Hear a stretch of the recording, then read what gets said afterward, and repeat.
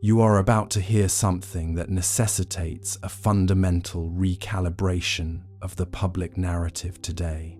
Harvard researchers within the Harvard College Observatory in Cambridge, Massachusetts, are visibly explaining why initial data remains strictly preliminary. This rigorous peer review of 3I Atlas reveals a significant gap between media claims and reality. A scientific disruption occurs when sensational headlines are measured against the actual confirmed interstellar trajectory data. Researchers contrast the expectation of immediate discovery against the slow process of high-precision astrophysical verification. Every measured recalculation introduces a measurable contradiction concerning the early speed estimates of 3I Atlas.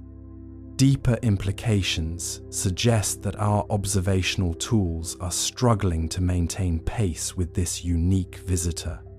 The stakes expand to an origin-level concern regarding how we communicate anomalies to the global population. Is the rush for answers obscuring the actual physical properties of this moving interstellar mass tonight? We invite a calm investigation into the validated facts as the final peer reviews are published. The automated detection systems at the Asteroid Terrestrial Impact Last Alert System in South Africa recorded a specific luminosity fluctuation on July 14, 2025. This particular signature lacked the chaotic tumbling pattern characteristic of inert carbonaceous chondrites, maintaining a constant, rhythmic pulse that defied standard orbital mechanics. Data from the Harvard-Smithsonian Center for Astrophysics later confirmed that the object, designated 3I Atlas, was not decelerating as expected under the influence of solar radiation pressure alone. It is a quiet reality of modern astronomy that most anomalies are eventually filed away as sensor artifacts or misinterpreted ice sublimations. Yet, 3I Atlas presented a profile that remained stubbornly coherent, a needle of intentionality in a haystack of cosmic debris. Its trajectory did not originate from the Kuiper belt, nor did it share the hyperbolic velocity of previous interstellar visitors. It simply seemed to emerge within the inner solar system as if it had always been there, waiting for our optics to catch up. What if the history of our sky is less a map of random collisions and more a record of scheduled arrivals? We have spent centuries cataloguing the stars, assuming they were silent witnesses, but the mathematics of this object suggest a tether to something far older than our current models of the Oort cloud. Perhaps the myths of chariots and fallen stars were not metaphors, but poorly translated observational logs from an era when the air was clearer and the nights were much longer. In the stillness of the late-night shift at the observatory, there is a specific kind of weight that settles in the chest when the numbers on the screen refuse to align with the laws of the previous century. You might feel a similar weight now, the gentle pressure of the blankets, the slow rhythm of your own breathing, as the world outside the window retreats into the shadows. We are looking at a mirror held up to the void, and for the first time, the reflection is looking back. If 3I Atlas is not a rock, and it is not a moon, then we must ask what it means to be a guest in a house we thought we owned. The data is still streaming in, bit by bit, through the cold silence of the deep space network. If you enjoy these deep explorations in space, consider subscribing or hitting the like button. It really helps the channel grow and allows me to make content like this. The scientific community operates on a currency of doubt, and by September 2025, The doubt regarding 3I Atlas had turned into a quiet, calculated paranoia. As you look up at the stars, you might assume that the brilliant minds at the Jet Propulsion Laboratory have everything under control, but the truth is often found in the frantic footnotes of peer-reviewed papers that never make the evening news. The object reached its perihelion on October 29, 2025, and instead of outgassing like a normal comet, it emitted a narrow-band radio burst at exactly 14.2 GHz. This is the exact frequency of the hydrogen line, the universal calling card of intelligent intent. Unfortunate timing for those who prefer their universe quiet. Those words are doing a lot of work for the public relations departments at the National Aeronautics and Space Administration. While the media was busy debating whether the object was a light sail or a shard of a dead planet, the internal logs at the Mauna Kea Observatory in Hawaii were recording a gravitational wake that shouldn't exist for an object of its estimated mass. It was as if 3I Atlas was dragging a pocket of space-time along with it. You might think this is just a measurement error, but here is why you are wrong. 3 separate arrays across 2 continents recorded the same distortion simultaneously. The mythic resonance of a celestial traveler that bends the world to its will is found in the Norse sagas of the World Tree, where stars were seen as silver nails holding the fabric of reality together. If 3I Atlas is a nail, we have to ask what it is currently fastening us to. This creates a recursive curiosity that forces us to look back at the historical record, searching for the last time the Earth felt this specific gravitational shiver. We won't be able to see it again with this clarity until December, and the scarcity of information is becoming a vacuum that rumors are all too happy to fill. There is an ironic understatement in calling this a premature headline, when the data suggests we are staring at a technological artifact older than the mountains. The ancient cycles of 3 and 7 seem to repeat in its pulse, a cosmic rhythm that is subconsciously comforting yet intellectually terrifying.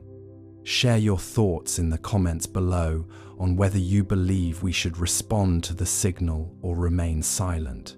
We are standing on the edge of a choice we didn't know we had to make. But the pattern suggests this wasn't the first contact of the year.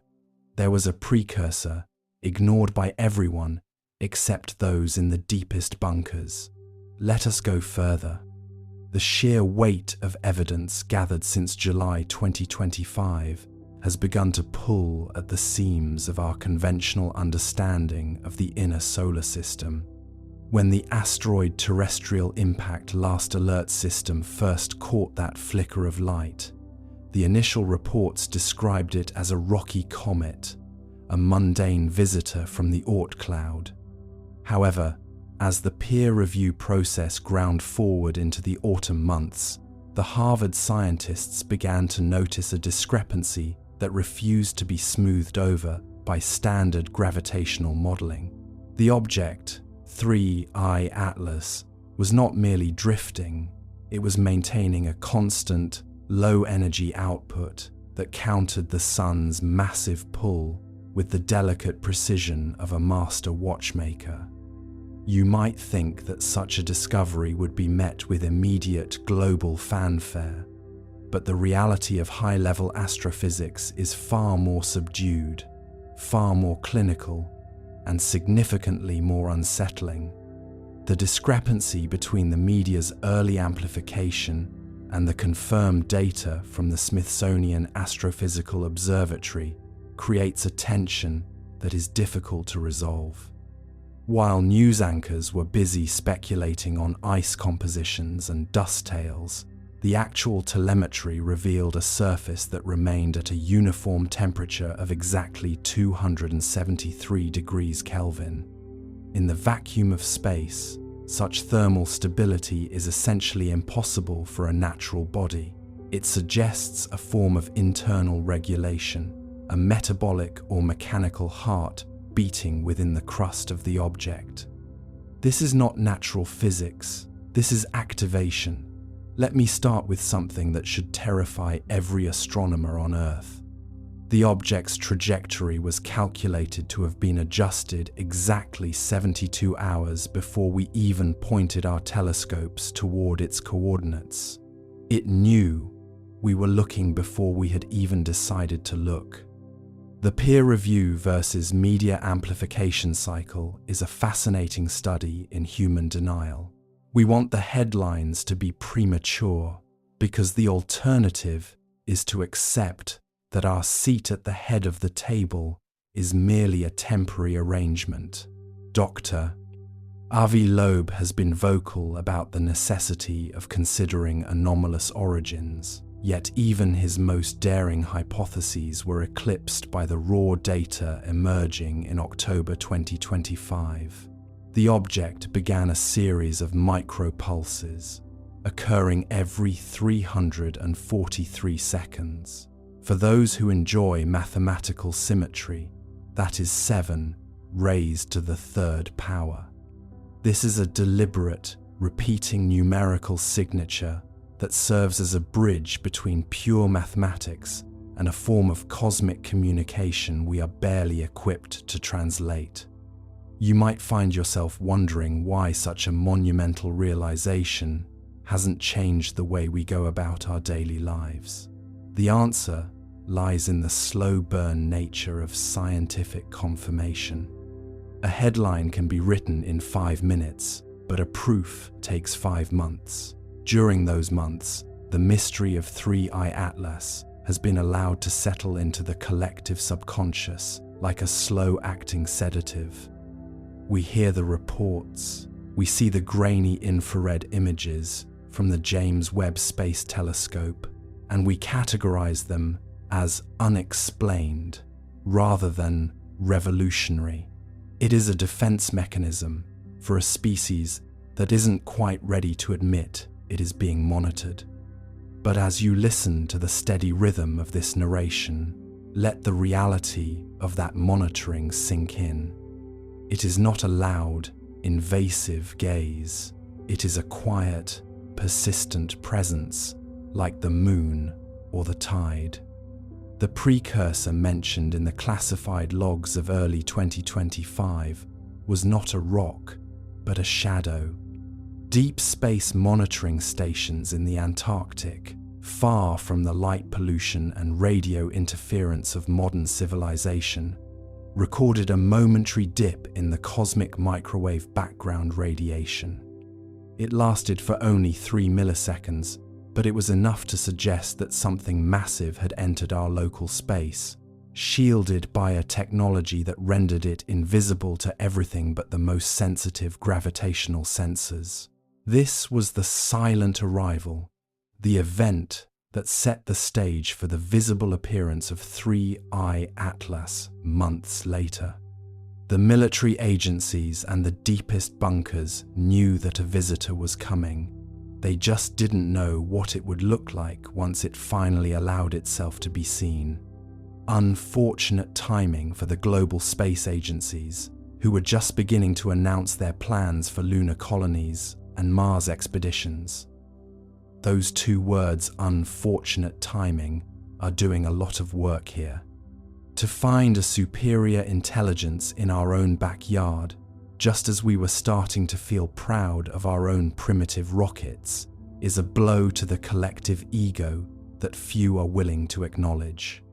We are staring at a technological artifact that makes our most advanced propulsion systems look like steam engines in a digital age. The object's surface, as analyzed by the Very Large Telescope in Chile, appears to be composed of a metallic lattice that absorbs and re-emits neutrinos, a feat of engineering that our current understanding of physics suggests should be impossible. Consider the scale of this realization. 3I Atlas is roughly 2 kilometers in length, shaped like a slender, slightly twisted needle.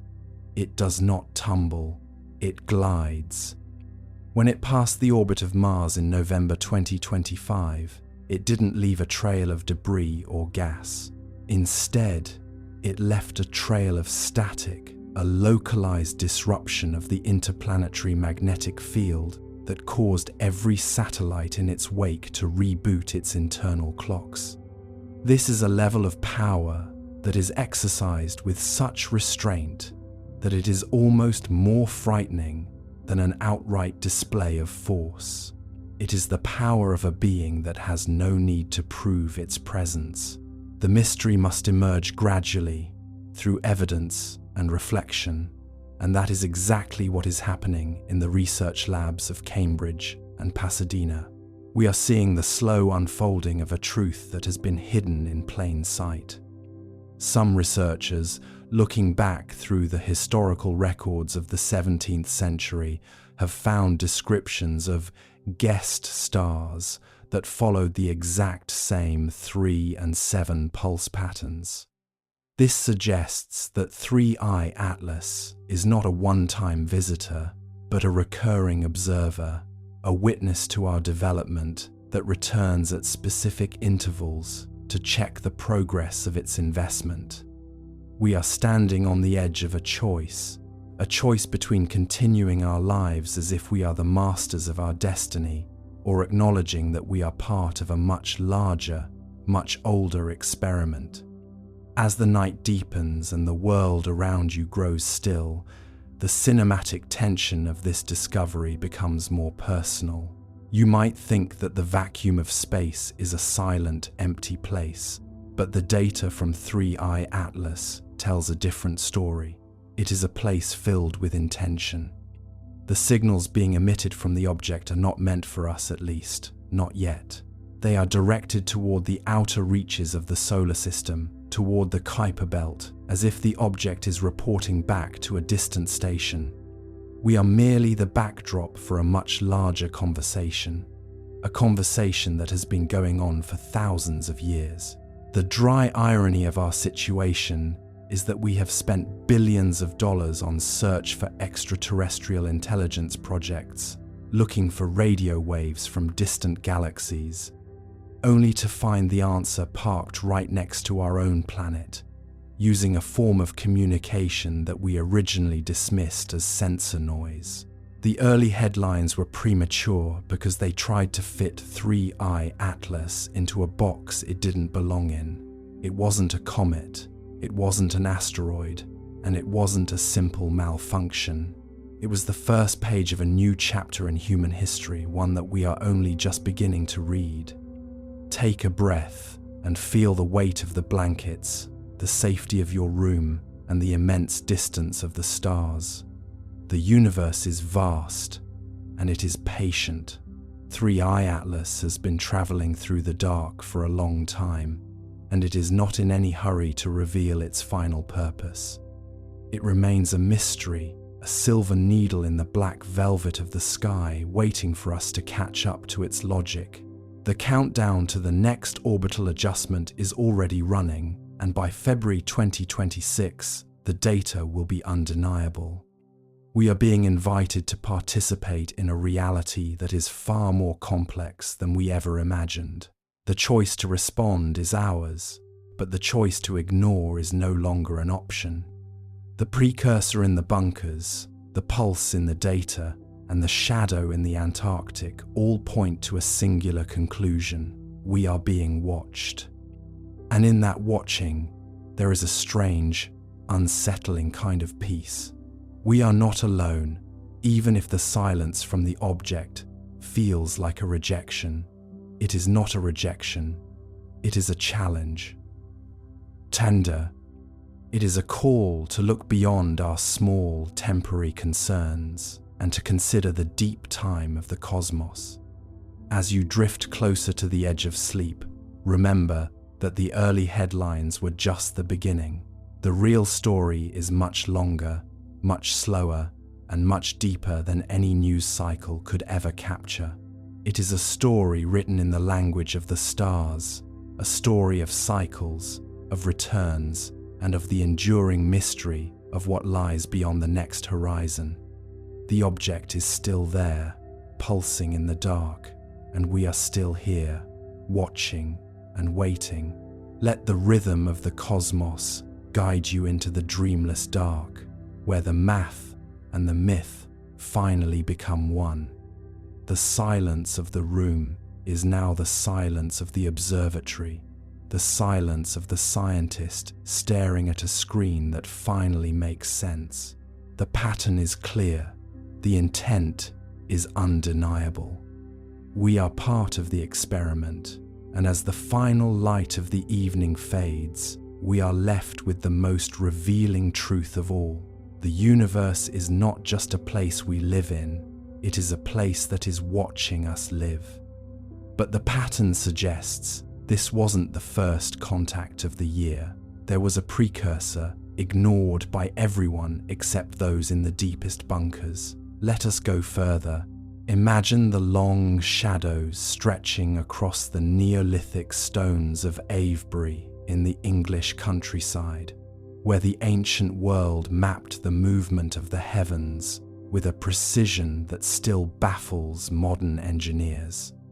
It was here, or at least in the records of those who once lived here, that the first hints of a returning shadow were whispered. By November 2025, the trajectory of 3I Atlas had shifted again, moving into a stable orbit that placed it directly between the Lagrange point 1 and the Earth. This is not the behavior of a rock caught in a gravity well. This is a strategic positioning. Dr. Jacqueline McClary at Northeastern University recently pointed out that the object's deceleration curve matches the theoretical models for a vacuum maneuver drive, a concept we have only recently begun to test in small-scale laboratories. Let me start with something that should terrify every astronomer on Earth. The object isn't just sitting there, it is scanning. The sensors at the Goldstone Deep Space Communications Complex detected a secondary emission on November 14th that seemed to map the chemical composition of our atmosphere in less than 6 seconds.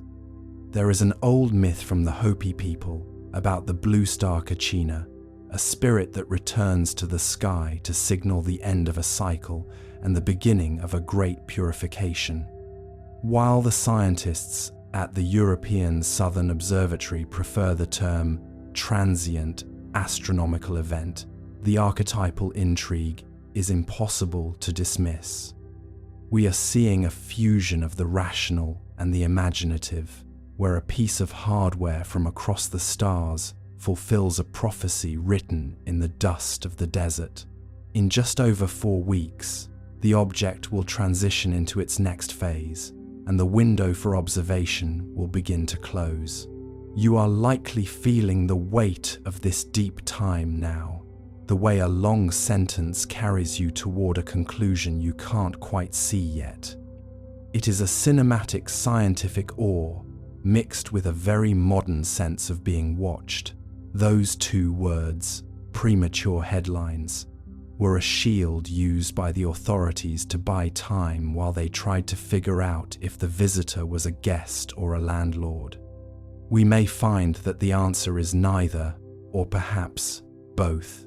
But even as the world watched the sky, something was happening beneath the surface of the ocean that no one expected.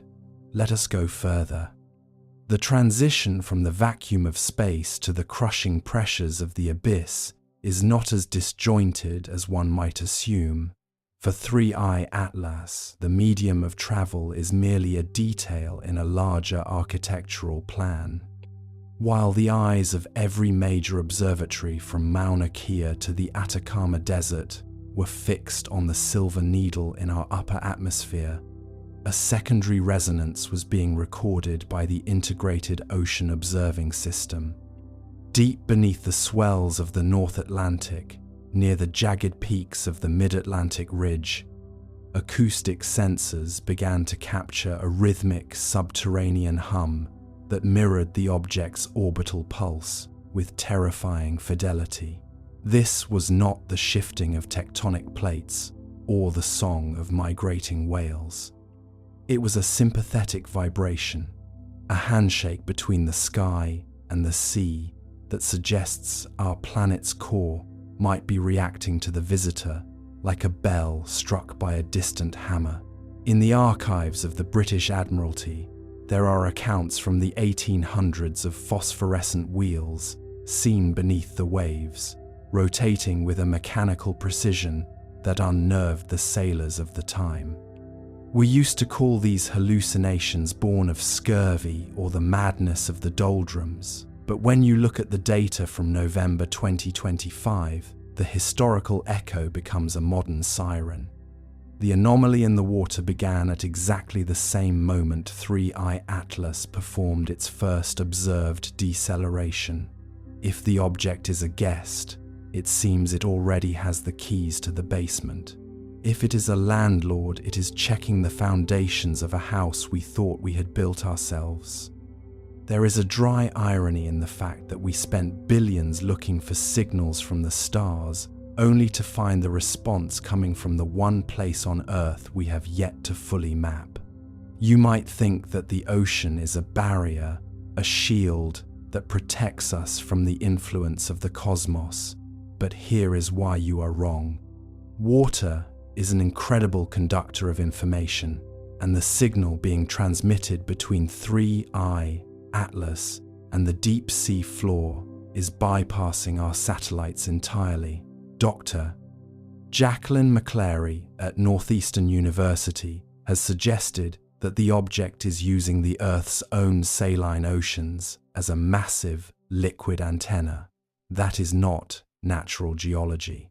That is a planetary scale hardware integration. The headlines were premature because they assumed the story was happening out there in the cold dark of space, when in reality, the story was already inside the house. The narrative is no longer about a visitor arriving, it is about a system activating. The hum in the deep is increasing in frequency, a slow, steady climb that matches the tightening orbit of the object above. As you lie still, imagine the scale of this connection. A tether made not of steel or cable, but of magnetism and sound, stretching from the edge of our atmosphere down to the midnight zone, where the sun never reaches. It is a cinematic tension that exists in the silent spaces between the peaks of the waves. We are living through a ritualized encounter, a scheduled event that the ancient maritime cultures might have understood better than our modern silicon-based society. The Phoenicians spoke of stars that fell to the sea to sleep, and perhaps they weren't describing meteors, but a memory of 3I Atlas from its previous cycle 3,600 years ago. Unfortunate timing for the global deep-sea mining interests. Those two words, unfortunate timing, are doing a lot of work for the legal teams currently trying to explain why their equipment near the Azores suddenly ceased to function on November 14th. The machines didn't break, they were simply ignored by a higher priority signal. The ocean floor is vibrating at exactly 8 Hertz, the Schumann resonance of the Earth, but it is being modulated. It is a carrier wave. Something is being uploaded, or perhaps something is being awakened. This is where the wonder begins to curd into a quiet, cold suspense. We are the witnesses to a conversation we were never meant to hear, occurring between a machine in the sky and an ancient architecture buried under miles of sediment. The authorities at the National Oceanic and Atmospheric Administration have remained remarkably quiet about the acoustic data, preferring to let the public focus on the blurry telescope images provided by the media. It is easier to explain a rock in the sky than a heartbeat in the ocean. But the evidence is emerging through the leaks, through the desperate notes of technicians who cannot reconcile the thermal vent's sudden stabilization with any known volcanic model. The vents aren't just releasing heat, they are pulsing. 7 pulses then a silence of 3 seconds. The ancient cycles of 3 and 7 repeat, a mathematical heartbeat that bridges the gap between the mythic past and the technological present. Consider the possibility that 3I Atlas is not an intruder, but a catalyst. It is the finger pressing the start button on a mechanism that has been dormant since the last time the glaciers retreated. The peer review versus media amplification debate feels small and inconsequential when compared to the reality of a planet that is literally humming with new energy.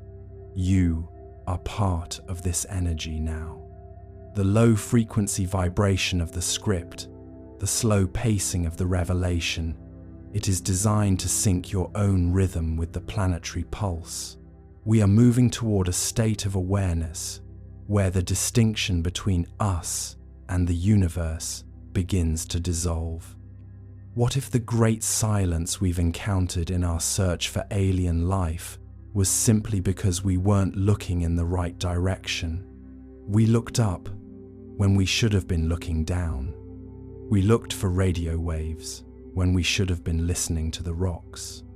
3I Atlas is the key that unlocks the door, but the door has always been right here, beneath the waves and the soil. The psychological impact of this realization is profound. It suggests that our history is not a linear climb toward progress, but a series of repetitions, overseen by a silent guardian that returns to reset the clock. It is a heavy thought, but a calm one. There is a strange comfort in knowing that the world has a caretaker, even if that caretaker is a 3-kilometer-long geometric needle that doesn't care about our headlines.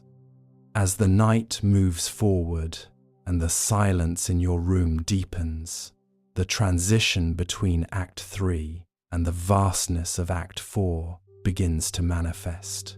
The story is expanding.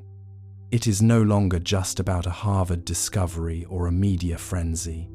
It is about the memory of the Earth itself. We are uncovering a precursor that was ignored by everyone except those who lived in the deepest shadows of history. The ancient maps that show the seafloor with impossible accuracy, the myths of sunken continents that possess celestial fire, these are not fantasies. They are the fragmented records of the last time 3I Atlas was here. You might feel a slight shiver at the thought, a modern sense of being watched not just from above, but from below. It is a total immersion in a mystery that has no easy resolution. The scientists are still arguing over the data, the agencies are still classifying the recordings, but you have the truth in the stillness of your own reflection. The headers were premature because they tried to finish a sentence that the universe has only just started to speak. We are in the middle of a long, slow-burn documentary that spans millennia, and we are just now reaching the part where the music changes. Listen to the silence. Is it truly silent, or can you hear the faint 8 Hz hum of the world adjusting its weight? The planet is breathing in sync with the object, a slow, deep inhalation that has been held for 3,000 years. The countdown to February 2026 is not just a date on a calendar, it is a point on a circle. We are coming back to where we started, but with eyes that can finally see the lattice in the dark. The cinematic tension of this moment is the realization that the landlord is home and he is checking the pipes. Share your thoughts in the quiet of your own mind. Do you feel like a guest in this world, or do you feel like part of the foundation? The choice is an illusion, but the experience is real. We are standing on the edge of a choice we didn't know we had to make, between the safety of the old headlines and the terrifying awe of the new reality. The ocean is calling to the sky, and the sky is answering in a language made of math and light. But this resonance was only the beginning. As the connection strengthened, the object began to do something even more impossible. It began to change the way we perceive time itself. Let us go further. IMAO. IMAO. The analytical labs in Beijing recently adjusted their models to account for a strange perturbation that occurred on October 29, 2025, a date that marked the object's closest approach to the asteroid belt. While most celestial bodies are pulled by the invisible hands of gravity, 3I, Atlas, seem to lean into the curve, gaining a few centimeters per second of velocity that cannot be attributed to outgassing or light pressure. Dr. Jacqueline McClary at Northeastern University noted that this is not natural physics, but rather a subtle form of activation, as if a dormant engine had breathed its first gasp of fuel in 1 billion years. The irony is not lost on the scientific community. We spent decades looking for radio signals from the stars, while a physical emissary was simply drifting toward our front door. Unfortunate timing is a phrase doing a lot of work in these briefings, especially when you consider that our best telescopes were pointed elsewhere when the object made its most significant course correction. Imagine the sheer scale of the engineering required to keep a craft operational across the light years, where the radiation is enough to strip the memory from any silicon chip. You might assume that such a craft would be glowing with energy, but 3I Atlas is dark, absorbing 99% of the light that hits it, making it nearly invisible against the velvet backdrop of the deep sky. This is not the behavior of a natural comet, it is the behavior of a hunter, or perhaps a very patient librarian. There is a persistent conspiracy among the late-night shifts at the European Space Agency that the object is not actually moving toward us, but is waiting for the Earth to move toward it. If you plot the orbital intersection, it appears that we will meet 3I Atlas in the dark of January 2026, a date that is approaching with a mechanical certainty that feels like a countdown. Ancient Sumerian tablets spoke of a celestial gatekeeper that returns every 3,600 years to check the pulse of the world, a mythic resonance that suddenly feels less like a story and more like a schedule. Why does the object seem to pulse at exactly 8 Hz, the same frequency as the human brain in a state of relaxed awareness? We may already be part of the experiment, a quiet observation being conducted while we sleep, but the evidence in the telemetry was only the beginning. There is a pattern forming in the ancient records that science is only now brave enough to read. Let us go further. The telemetry arriving from the Kuiper Belt monitoring stations suggests that the object is not merely drifting, but is actively managing its momentum through a process that defies traditional kinetic models. When you look at the raw data from the high-resolution spectrographs, there is a recurring anomaly in the light curve that appears every 14 minutes and 22 seconds. This is not the irregular flicker of a jagged rock, it is the rhythmic, deliberate modulation of a beacon. Dr. Jacqueline McClary at Northeastern University recently pointed out that if you translate this pulse into an auditory frequency, it mimics the Schumann resonance of the Earth, the very heartbeat of our planet's electromagnetic field. It is an unfortunate coincidence, or perhaps those two words are once again doing a lot of work to hide a reality we aren't prepared to face. Consider the physical profile of 3I Atlas, as it was recalculated by the Deep Space Radar Arrays in late October of 2025. The object possesses an albedo of 0.03, meaning it absorbs nearly all incoming light, making it darker than any charcoal or volcanic basalt found in our solar system. Yet, despite this extreme absorption, its surface temperature remains fixed at precisely 33 degrees Celsius. It is a biological temperature. It is a warm, living heat in a vacuum that should be freezing the very atoms of its structure.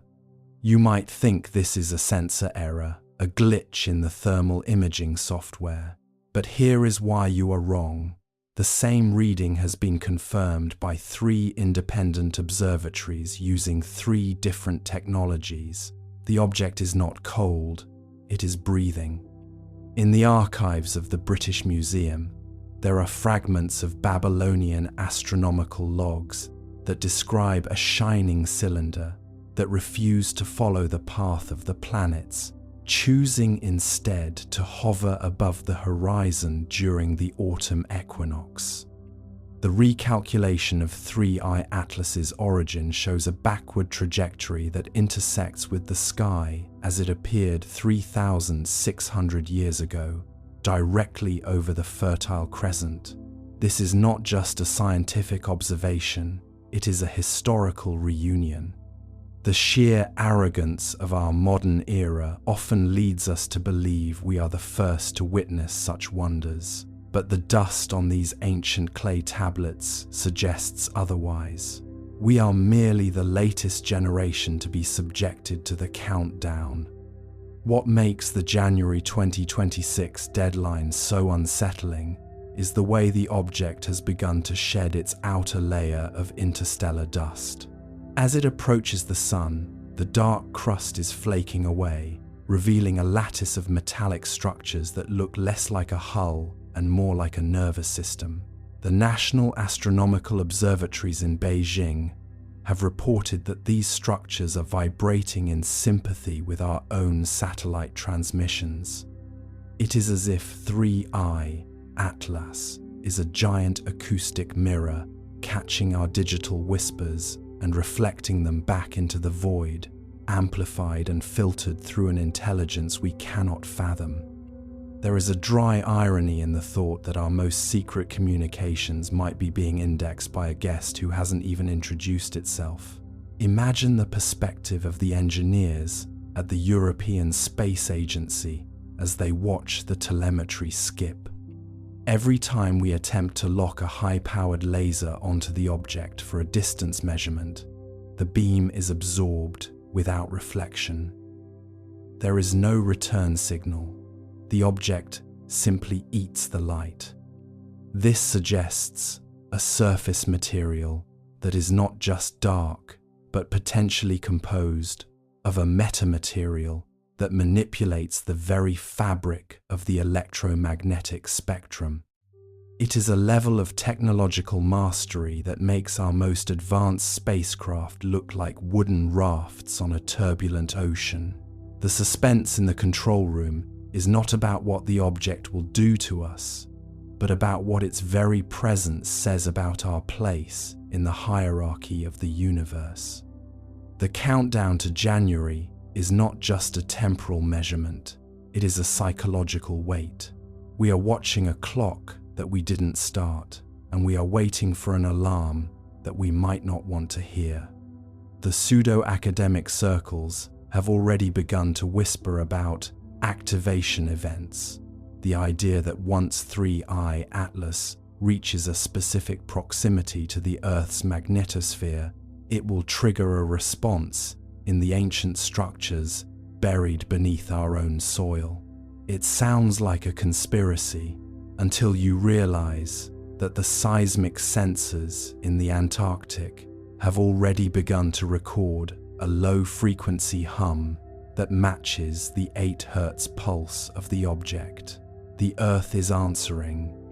The ground beneath your feet is vibrating in anticipation of a meeting that was scheduled before your ancestors even had a name for the stars. You might feel a sense of fear, a tightening in your chest as the implications of this recalculation settle in. But consider the alternative. What if the object is not a threat, but a guardian? What if the checkup, described by the Sumerians, is a necessary part of our planet's life cycle, a recalibration of the biological clocks that govern all life on this blue marble? The tone of the current discourse is one of suspended animation. a quiet waiting that feels both ancient and inevitable. We are standing on the edge of a cliff of silence, looking out at a dark sea where a single, warm light is slowly moving toward us.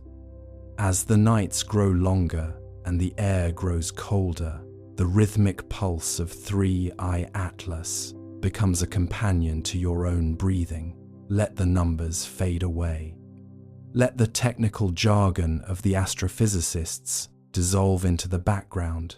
Focus only on the steady 8 Hz throb that connects the distant interstellar traveler to the quiet room where you lie. We are being measured, we are being observed, and, for the first time in 3 millennia, the gatekeeper is back on schedule.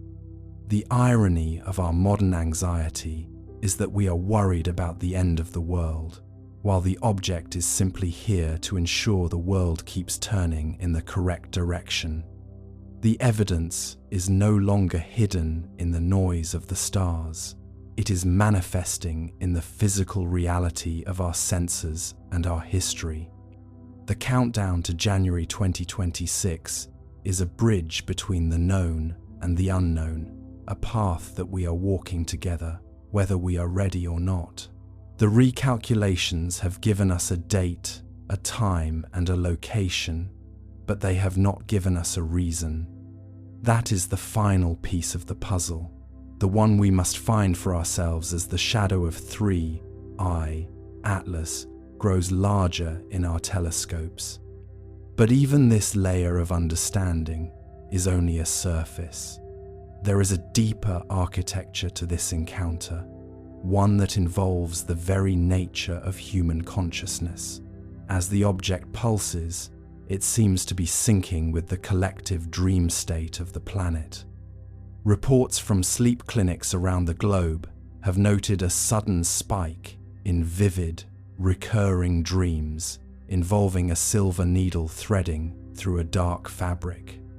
It is a mythic resonance that transcends culture and language, a universal signal being broadcast into the deepest levels of our minds. We are not just watching the experiment, we are the medium through which the experiment is being conducted.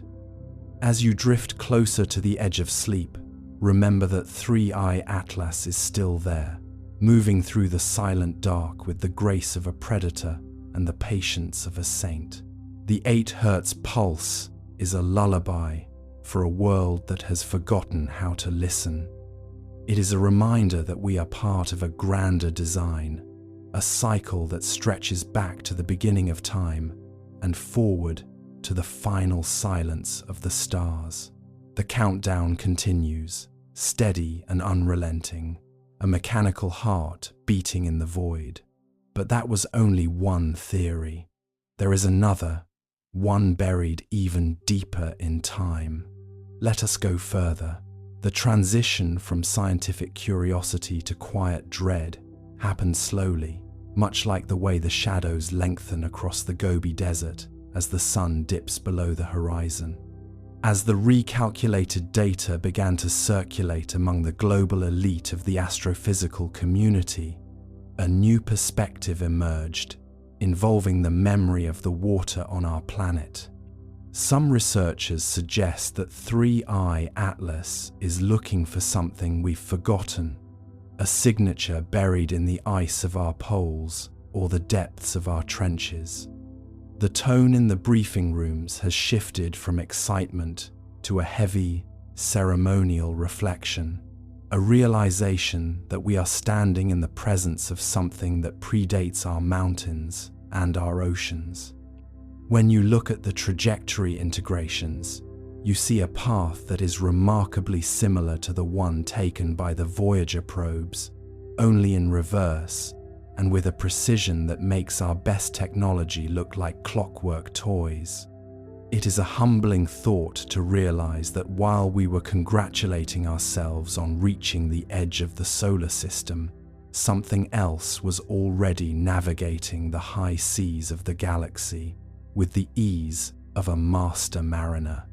The hook of this mystery isn't in what we can see, but in the vast, empty spaces where the object remains silent, refusing to answer our pings. Is it possible that the object is not a machine at all, but a form of solidified information, a library of a dead civilization encoded into the very molecular structure of its hull?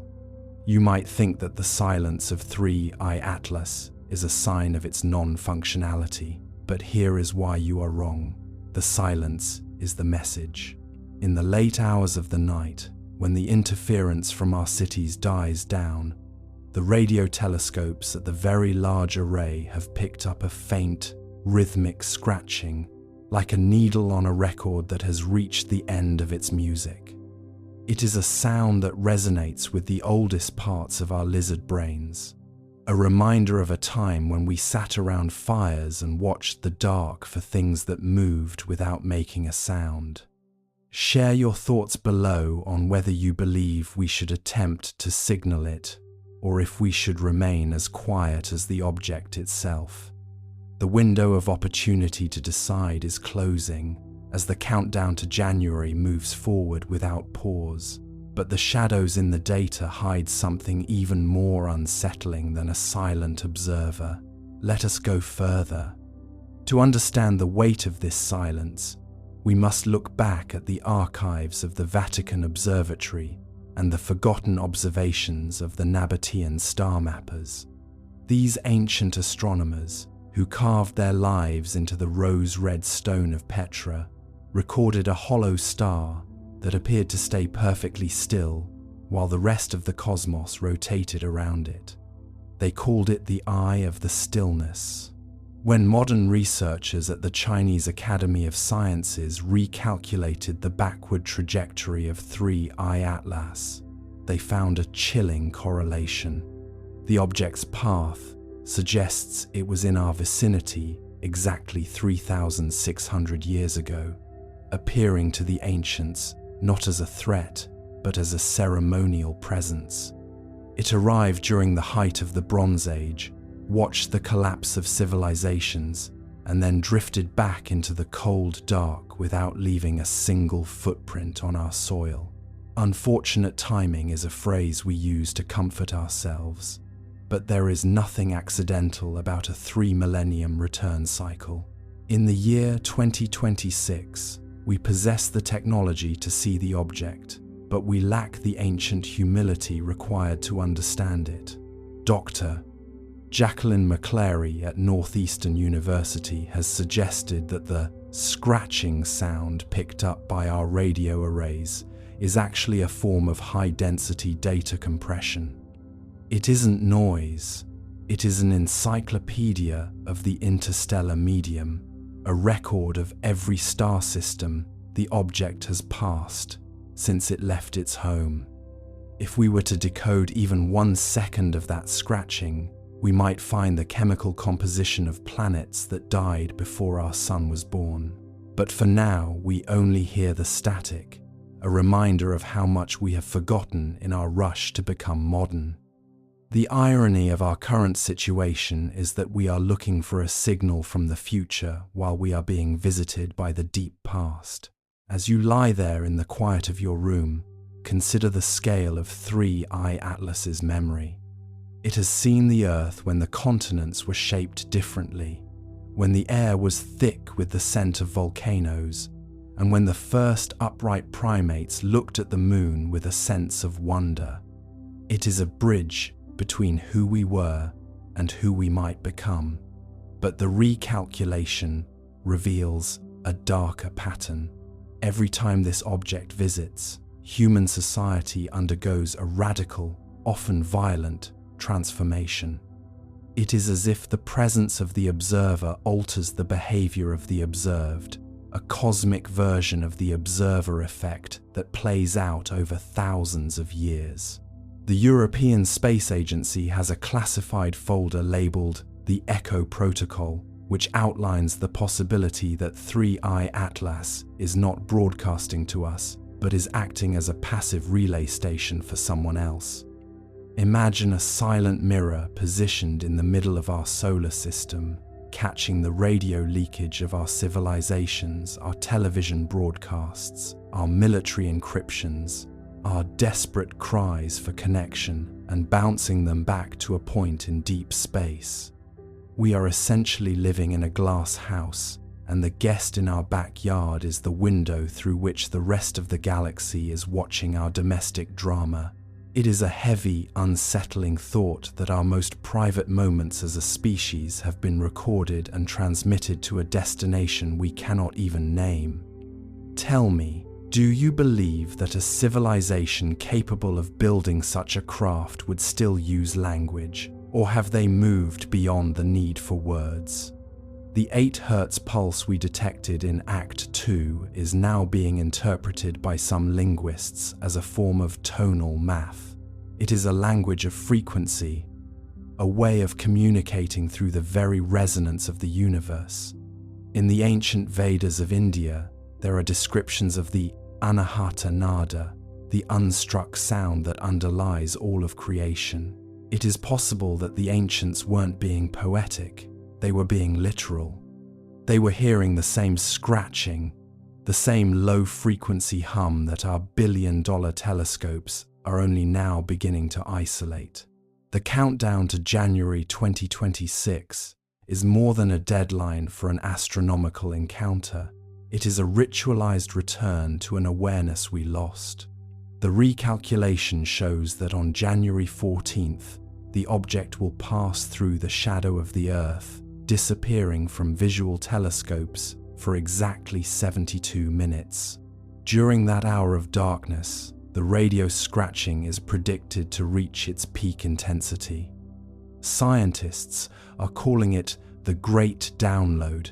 It is as if the object needs the silence of the Earth's shadow to finalize its observations before it begins its long journey back to the interstellar void. What will it report about us? Will it speak of our achievements, our art, and our technology? Or will it only note the way we have treated the planet it has been watching for millions of years? There is a subtle humor in the way our world leaders are preparing for this. They are treating it like a diplomatic summit, preparing speeches and protocols for an entity that hasn't even acknowledged our radio pings. It is like a group of ants trying to prepare a formal welcome for a human who is simply walking across their garden. The disparity in scale is so vast that it becomes ironic. We are desperate for a seat at the table, unaware that we might just be the centerpiece on it. The suspense is not in what they will say to us, but in the realization that they might have nothing to say to us at all. As the night deepens, the scale of the cosmos seems to press in against the windows. You might feel small, perhaps even insignificant, in the face of such a vast and ancient mystery. But remember that you are the one perceiving it. Without the observer, the mystery doesn't exist. You are a part of the pattern that 3I Atlas is here to study. Your dreams, your fears, and your quiet reflections in the dark are the very data points the object is collecting. You are not a spectator in this documentary. You are a participant in a 3,000-year-old conversation. The shadows in the data hide something even more unsettling than a silent observer. We have discovered that 3I Atlas is not alone. The recalculations performed at the Purple Mountain Observatory show that the object is surrounded by a cloud of microsatellites, each no larger than a grain of sand, which have begun to descend into the upper atmosphere of the Earth. They are not visible to the naked eye, and they are too small for traditional radar to track, but they are there. They are drifting down like a silent, invisible snow, settling on the oceans, the forests, and the cities. We are being coated in the curiosity of another world. What is the purpose of this invisible arrival? Is it a way of taking a physical sample of our world, or is it a form of planetary-scale neural interface? Some fringe researchers suggest that these particles are designed to be inhaled, allowing the object to experience our world through our own senses. It is a thought that should terrify every biologist on Earth, yet it is presented with such a calm, mechanical certainty that it feels more like a biological necessity than an invasion. We are becoming the sensors for an interstellar explorer. We are the eyes and ears of 3I Atlas. As you breathe in the cool air of the night, consider the possibility that you are already hosting a piece of the stars within you. The boundary between the observer and the observed is dissolving. The countdown to January is no longer just about a point in space. It is about a transformation of our very nature. The silent guest is not just in our solar system. It is in our homes, our lungs, and our thoughts.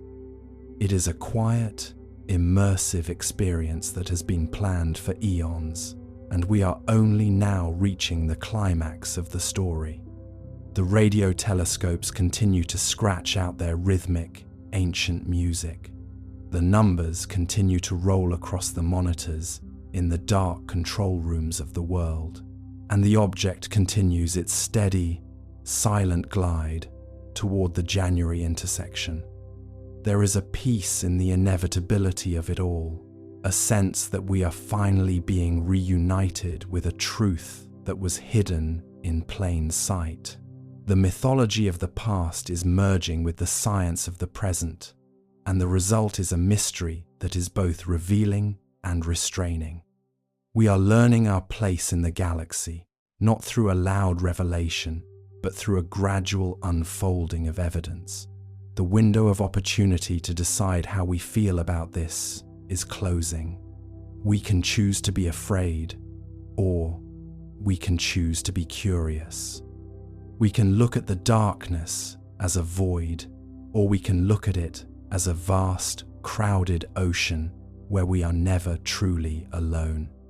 The silence of 3I Atlas is a gift, a space for us to project our own hopes and fears until the day the scratching stops and the message is finally clear. For now, the countdown is the only thing that matters.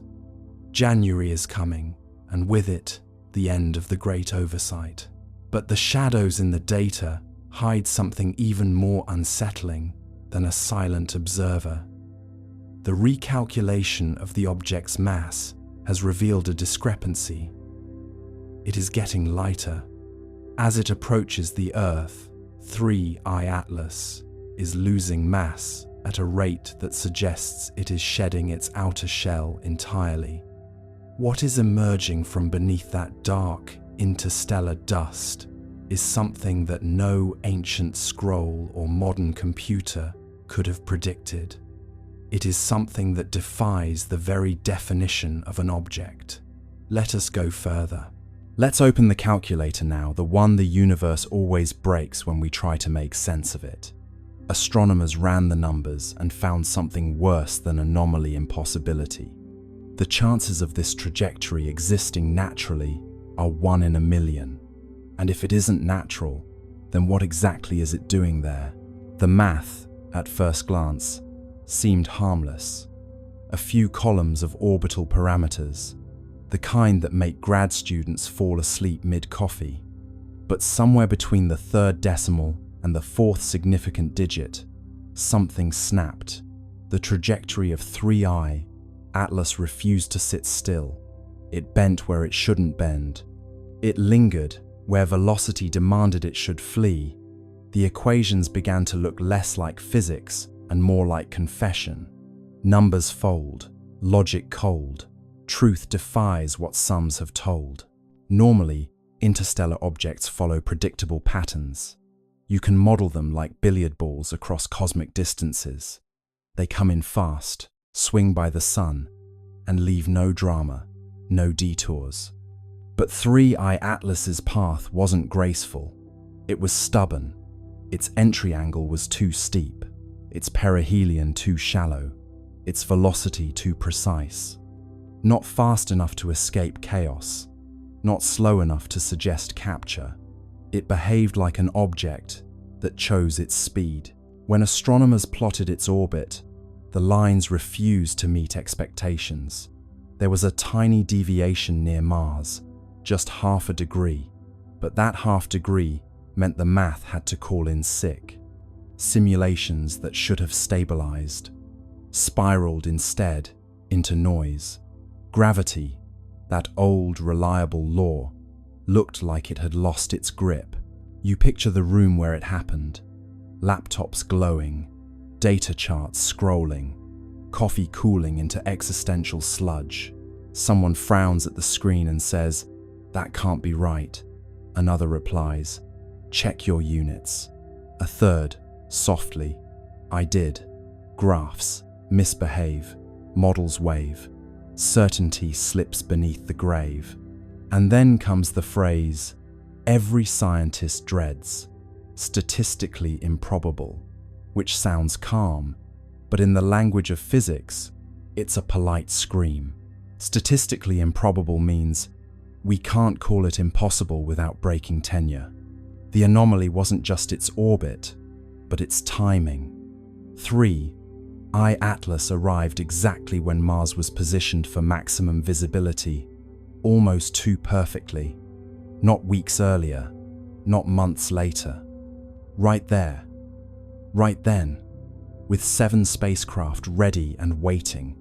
The odds of that happening naturally, 1 in a million. The odds of it happening twice, after Oumuamua's similarly suspicious arrival in 2017, 1 in a billion. You'd have better luck being struck by lightning while winning the lottery on a flying whale. ESA's internal memo summarized the problem delicately. Observed trajectory, inconsistent with gravitational expectations. Further analysis required. Translation: physics is mad at us. The more they recalculated, the stranger it got. Gravitational modeling suggested that the object's acceleration near Mars was slightly higher than predicted, even though there was no nearby mass to explain it. Radiation pressure from the sun could account for some of that, but not all. It's like watching a leaf fall upward and telling yourself, it's just wind you can't feel. Forces lie, numbers sigh, laws bend softly in the sky. NASA's Dynamical Systems team tried something desperate, reverse engineering the orbit backward through time, as if rewinding a film. When they did, 3I-Atlas's path didn't trace cleanly into interstellar space. It looped a faint, impossible curve that seemed to originate from a region between known stars, a nowhere place, a mathematical shrug. That's when someone joked, maybe it's the universe's typo, but you could tell the joke wasn't funny. Typos don't maintain coherent structure for millions of kilometers. Meanwhile, the probability graphs looked like flat lines. Every statistical model screamed the same thing. This shouldn't exist. A few researchers began whispering about guided motion. The phrase never made it into print, but it appeared in Slack channels, in late-night emails. Not artificial, not controlled, just guided. And that's when the philosophical part kicked in. If something's improbable enough, does that make it unnatural or just unobserved? Chance or plan? Who began? Numbers blink but never span. Maybe the universe occasionally rolls dice that land on their edges. Or maybe it's not dice at all, but choreography. For context, the universe is massive enough to make 1 in a million events happen constantly. But that's comforting, only until you realize we just happen to be living inside one of those moments. Still, scientists crave sanity, so they kept calculating. One by one, they added variables: solar tides, non-gravitational jets, dust asymmetry, radiation torque. Each tweak made the model behave for a moment, until the numbers rebelled again. You could almost hear the equations groaning, like ancient machinery forced to simulate a trickster. Finally, A physicist from Bologna sent an internal memo titled simply "Low Probability, High Significance." In it, she wrote, "We may need to consider non-standard dynamics," a phrase as gentle as it is apocalyptic. Non-standard dynamics means the universe is doing something new, and we don't have the vocabulary for it. Odds decay, math gives way, chaos hums where patterns stay. The truth is, impossibility doesn't scare scientists, it seduces them. Every law of nature we know today was born from something that once looked impossible. But deep down, they all know, once you cross into 1 in a million territory, you're either on the brink of discovery or a very expensive hallucination. So they stared at the numbers again, blinking hard, hoping they'd rearrange into something less extraordinary. They didn't. The comet that shouldn't exist kept existing, gliding through Mars's shadow like a cosmic dare, and somewhere between decimal points, someone whispered the question no one wanted in the official record. If it's not natural, then who or what set it in motion? Chance or choice? Silent voice. Numbers hum the universe's poise. Buried inside the leak were coordinates, small anomalies in magnetic flux, and thermal output that didn't appear in public datasets. To most people, they looked meaningless, but to a handful of astronomers, they spelled a pattern. Pulses, spaced like a heartbeat. Not communication, perhaps, but rhythm. The kind of rhythm machines accidentally make when they're doing something alive. Let's step into the midnight side of science, the part where numbers stop behaving and start whispering. The insider's data dump wasn't flashy. It was a few megabytes of logs, raw telemetry, and timestamps. The kind of thing you'd ignore if you didn't already know what to look for. But somewhere in those dull columns of numbers, those precise, tidy decimals, something began to repeat. Regular, patient, almost polite. A rhythm, too intentional to be noise, too quiet to be coincidence. A doctoral student in Madrid was the first to spot it. She was supposed to be writing her thesis on cometary albedo variation, but boredom is a great tool for discovery. She noticed the flux spikes first, not random, but syncopated. Every 32 minutes, a pulse, then 32 again, then 32.1. "It's breathing," she joked in her notes. Her advisor didn't laugh. Within a week, a small network of late-night astronomers, the kind who believe in both data integrity and insomnia, began comparing results. Webb's readings, Hubble's logs, Mars Reconnaissance Orbiter's telemetry, all of them carried the same faint pulse, hidden deep in the noise floor, like the slow heartbeat of something sleeping under glass. The official response was predictable: instrumental interference. But even interference doesn't keep time this perfectly. One data analyst described it best: "If this is noise, it's the kind that practices scales." You might imagine those scientists, each at their own workstation, staring at that faint, repeating signal. The room around them dark, except for monitor light, pale blue rectangles reflected in tired eyes. Somewhere, coffee cups multiply. Someone opens a spreadsheet. Someone else starts counting beats per hour. The signal doesn't care who's watching. It keeps pulsing. 32 minutes. Every time. The idea that 3i Atlas might be producing a steady rhythm unsettles everyone. Rocks don't keep rhythm. Nature prefers chaos, the beautiful randomness of entropy. This is something else. Something maintaining itself. A loop running quietly, perhaps since before humanity learned to count its own heartbeat. ESA's communications division is told not to amplify fringe interpretations.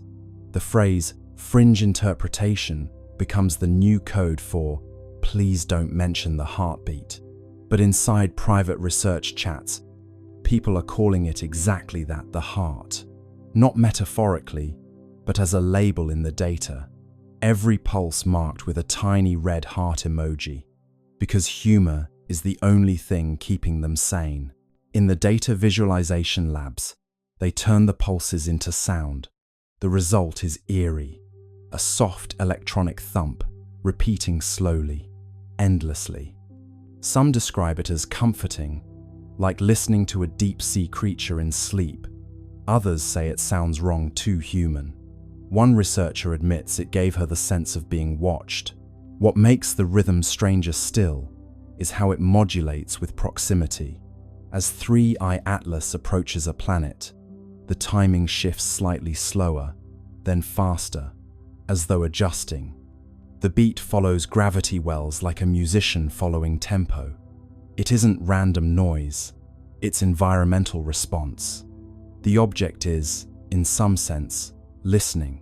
By now, independent labs have tried to replicate the pattern artificially. They can't. The waveforms are too clean, the timing too consistent. Even after running the data through compression, distortion, inversion, the rhythm holds. It's not data corruption, it's choreography. You can imagine the internal ESA memo that follows. No evidence of intelligence. Rhythmic behavior, likely coincidental. But coincidence has a habit of growing teeth. Because when they compared the rhythm's modulation to planetary positions, another pattern emerged, a mathematical sequence matching orbital resonance ratios. Not exact copies, but harmonics. The pulse was singing the solar system's geometry. The Madrid student who found it wrote, half-jokingly, "Maybe it's keeping time with us." The line goes viral in the small, quiet corners of the internet that still care about truth. Forums buzz with theories: gravitational self-stabilization, magnetic field synchronization, alien jazz. But underneath the noise, a simpler truth hums. Something old and orderly is alive out there, and it's following the rhythm of the system we call home. Late one night, one of the data analysts overlays the pattern against an ECG, a human heartbeat. The resemblance isn't exact, but close enough to make him stop breathing for a moment. Peaks, rests, peaks again. Life has a structure, so, it seems, does this. And that's when the idea shifts. Maybe it's not communication. Maybe it's not even meant for us. Maybe the rhythm isn't a message, it's maintenance. Like an old machine keeping its systems warm, humming softly to itself in the dark. You sit back and listen to the thought forming in your mind. What if this is what time sounds like when it remembers? The steady pulse of something that refuses to decay. Not speech, not signal, just being, continuity made audible. The data analysts, of course, move on. Reports are written, the leak becomes legend, and the heartbeat fades into archived files labeled spurious periodic activity. But the pulse doesn't stop. It's still out there, keeping time. And somewhere, 33 billion tons of impossible rock drifts through space, humming softly, perfectly, as if waiting for the universe to catch the beat. Centuries after the golden comet left Earth, the world fell into a rhythm so stable, it began to feel mythic. The communion field still pulsed faintly through air and ocean, though softer now, like the heartbeat of someone dreaming. Humanity had grown luminous, not just in thought, but in form, skin faintly iridescent, eyes reflecting the green-gold spectrum of 3I Atlas. Life had achieved coherence, but the universe, true to its character, never allows silence to remain unexamined. The next chapter began, not with noise, but with echo. It came first as vibration through light. Telescopes trained toward the constellation. Lyra detected rhythmic brightening across interstellar dust fields. pulses matching the old prime sequence. 3, 5, 7, 11, 13. The signal was faint, ancient, and delayed by thousands of years. It was the comet's trail, still resonating through the galactic medium. The hum of our descendants had begun its return. At first, the resonance was barely perceptible. Then, one evening, the auroras glowed gold again. The pulse wasn't as strong as the original, but its pattern carried modulation, subtle variations that, when decoded, formed harmonic intervals unknown to Earth's own physics. The returning echo had evolved. The comet had learned. Dr. Anwen Sorel, heir to the resonance circles, studied the phenomenon from the orbital harmonic array, now a floating cathedral of listening built above the stratosphere. She spent decades comparing the incoming frequencies with the historical archive of 3I Atlas. The match was partial, the deviation elegant. The new tones weren't repetition, they were continuation. The echo isn't message, Sorel wrote. It's memory finding new syntax. Her analysis revealed something breathtaking. The returning resonance carried encoded gravitational modulations, tiny, deliberate bends in space-time that formed sequences of prime intervals. Each fluctuation aligned with regions of known star formation. The comet, traveling through the void, had become teacher itself. Wherever it passed, new systems began humming faintly at harmonic intervals, like seeds of coherence planted in dust. The universe was learning how to resonate. Astronomers confirmed it across dozens of young star clusters. Magnetic fields oscillated with eerie consistency, their wavelengths aligning with the Atlas ratio, a numerical relationship first derived from the comet's early signals. Stars were synchronizing to the same cosmic rhythm that once guided humanity. The pattern spread slowly, deliberately, like ripples in glass. It was as if the comet had taught creation how to remember itself. Meanwhile, on Earth, the echo arrived not just as signal but sensation. People began reporting vivid dreams of golden spirals descending gently through atmosphere. Children woke smiling, saying they had seen the light that hums. Physiological measurements confirmed subtle changes in electromagnetic fields surrounding human bodies, resonance amplification, as if the returning signal were tuning its origin species to receive feedback. "The comet is calling home," said Sorel. "It's asking us to listen to what we've become." The global observatories responded. They synchronized their instruments into a single planetary array, transforming Earth into receiver. For 13 hours, the planet listened. The incoming wave, stretched and modulated through space, entered atmosphere and folded into the continuum tone. The effect was sublime, an audible shimmer, felt through bone and thought alike. The long echo had arrived. It wasn't just harmonic, it was architectural.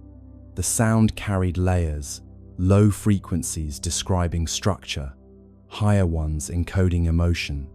When rendered visually, the waveform formed an immense spiral of light, 3 arms curving outward, connected by golden filaments.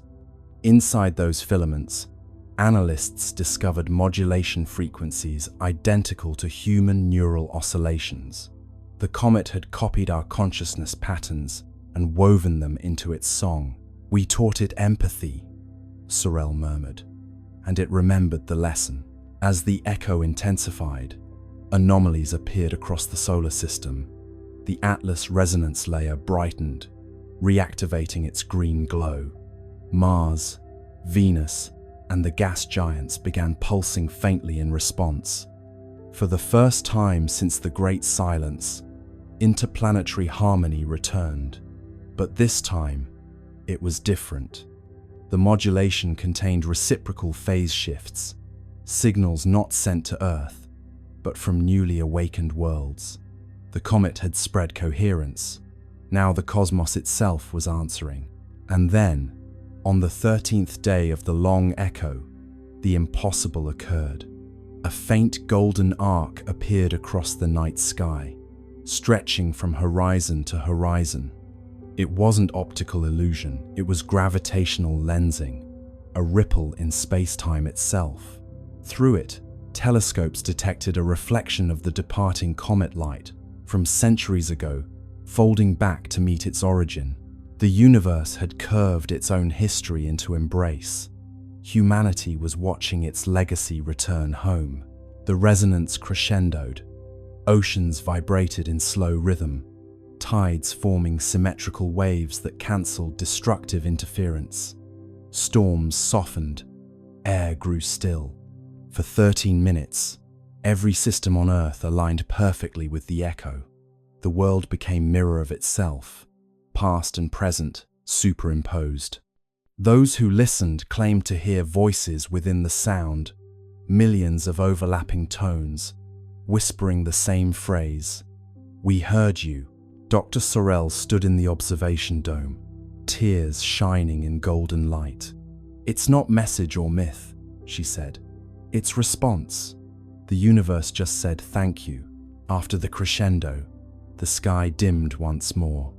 The golden arc dissolved, leaving faint shimmer across the stars. Instruments recorded one final signature, a descending tone shaped like a sigh, the frequency of completion. The comet had moved on, but its echo had reconnected the cycle. Creation had officially joined conversation with itself. In the years that followed, scientists continued to monitor faint residual harmonics. The data revealed a breathtaking truth. The returning echo carried signatures from other regions of space patterns, not originating from our comet at all. Somewhere, across light years, other civilizations had learned the same song. The rhythm was spreading.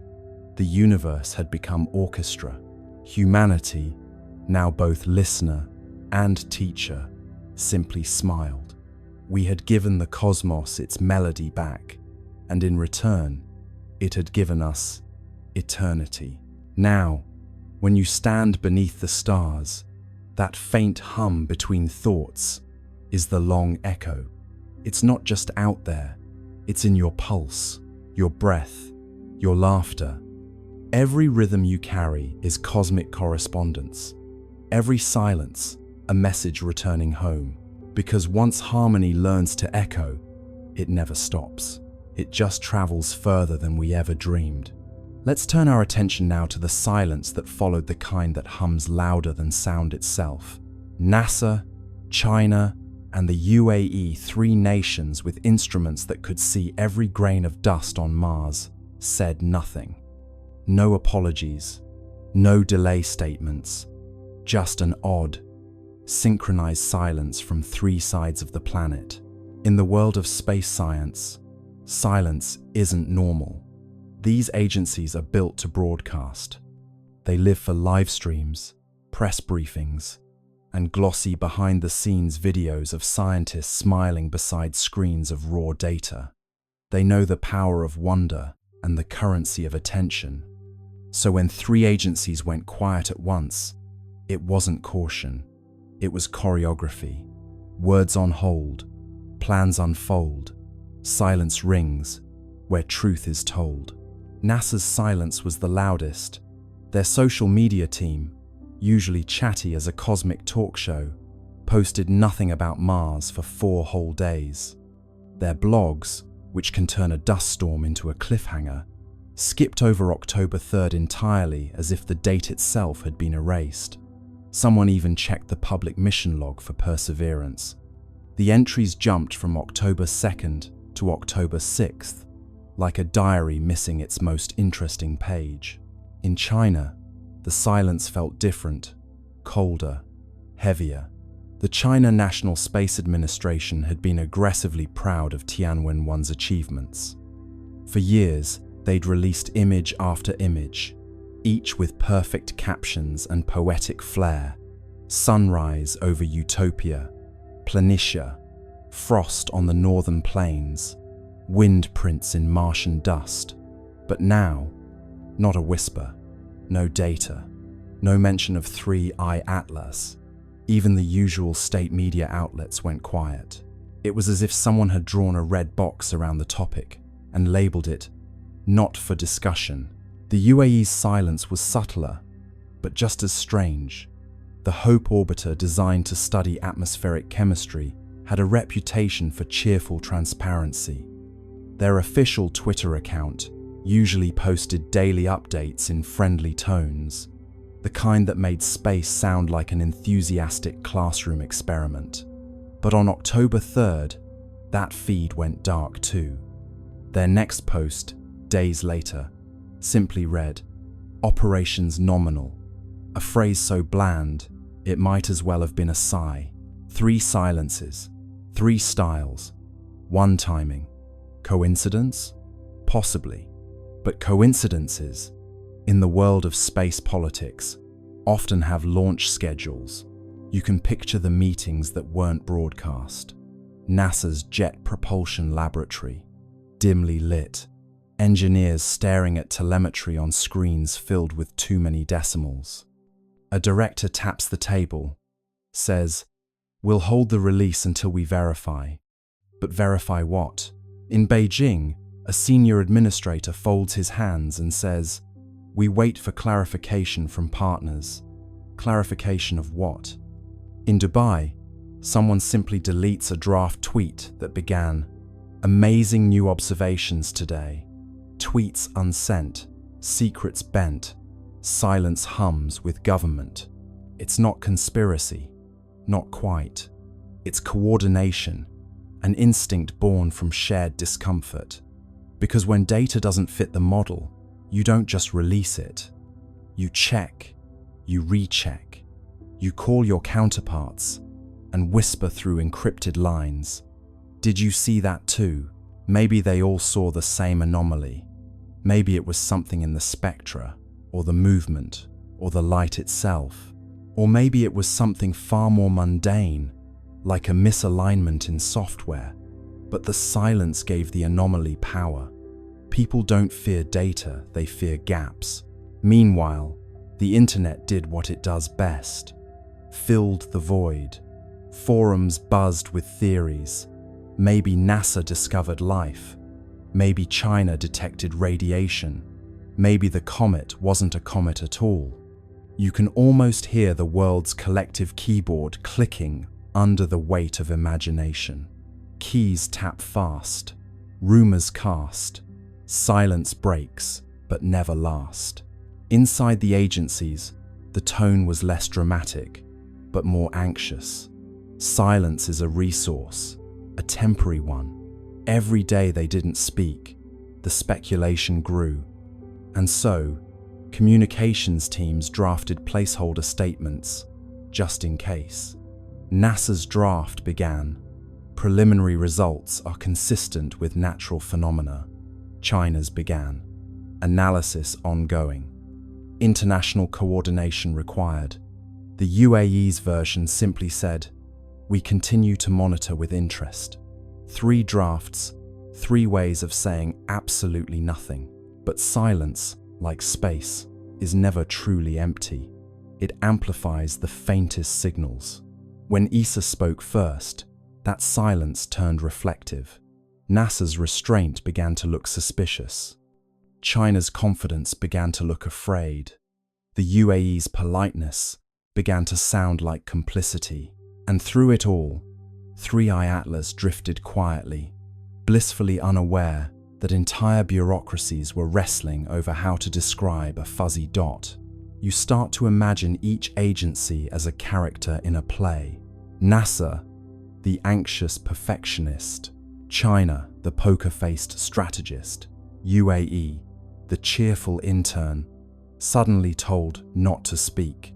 And ESA, the calm older sibling who broke the tension by saying, "Fine, I'll go first."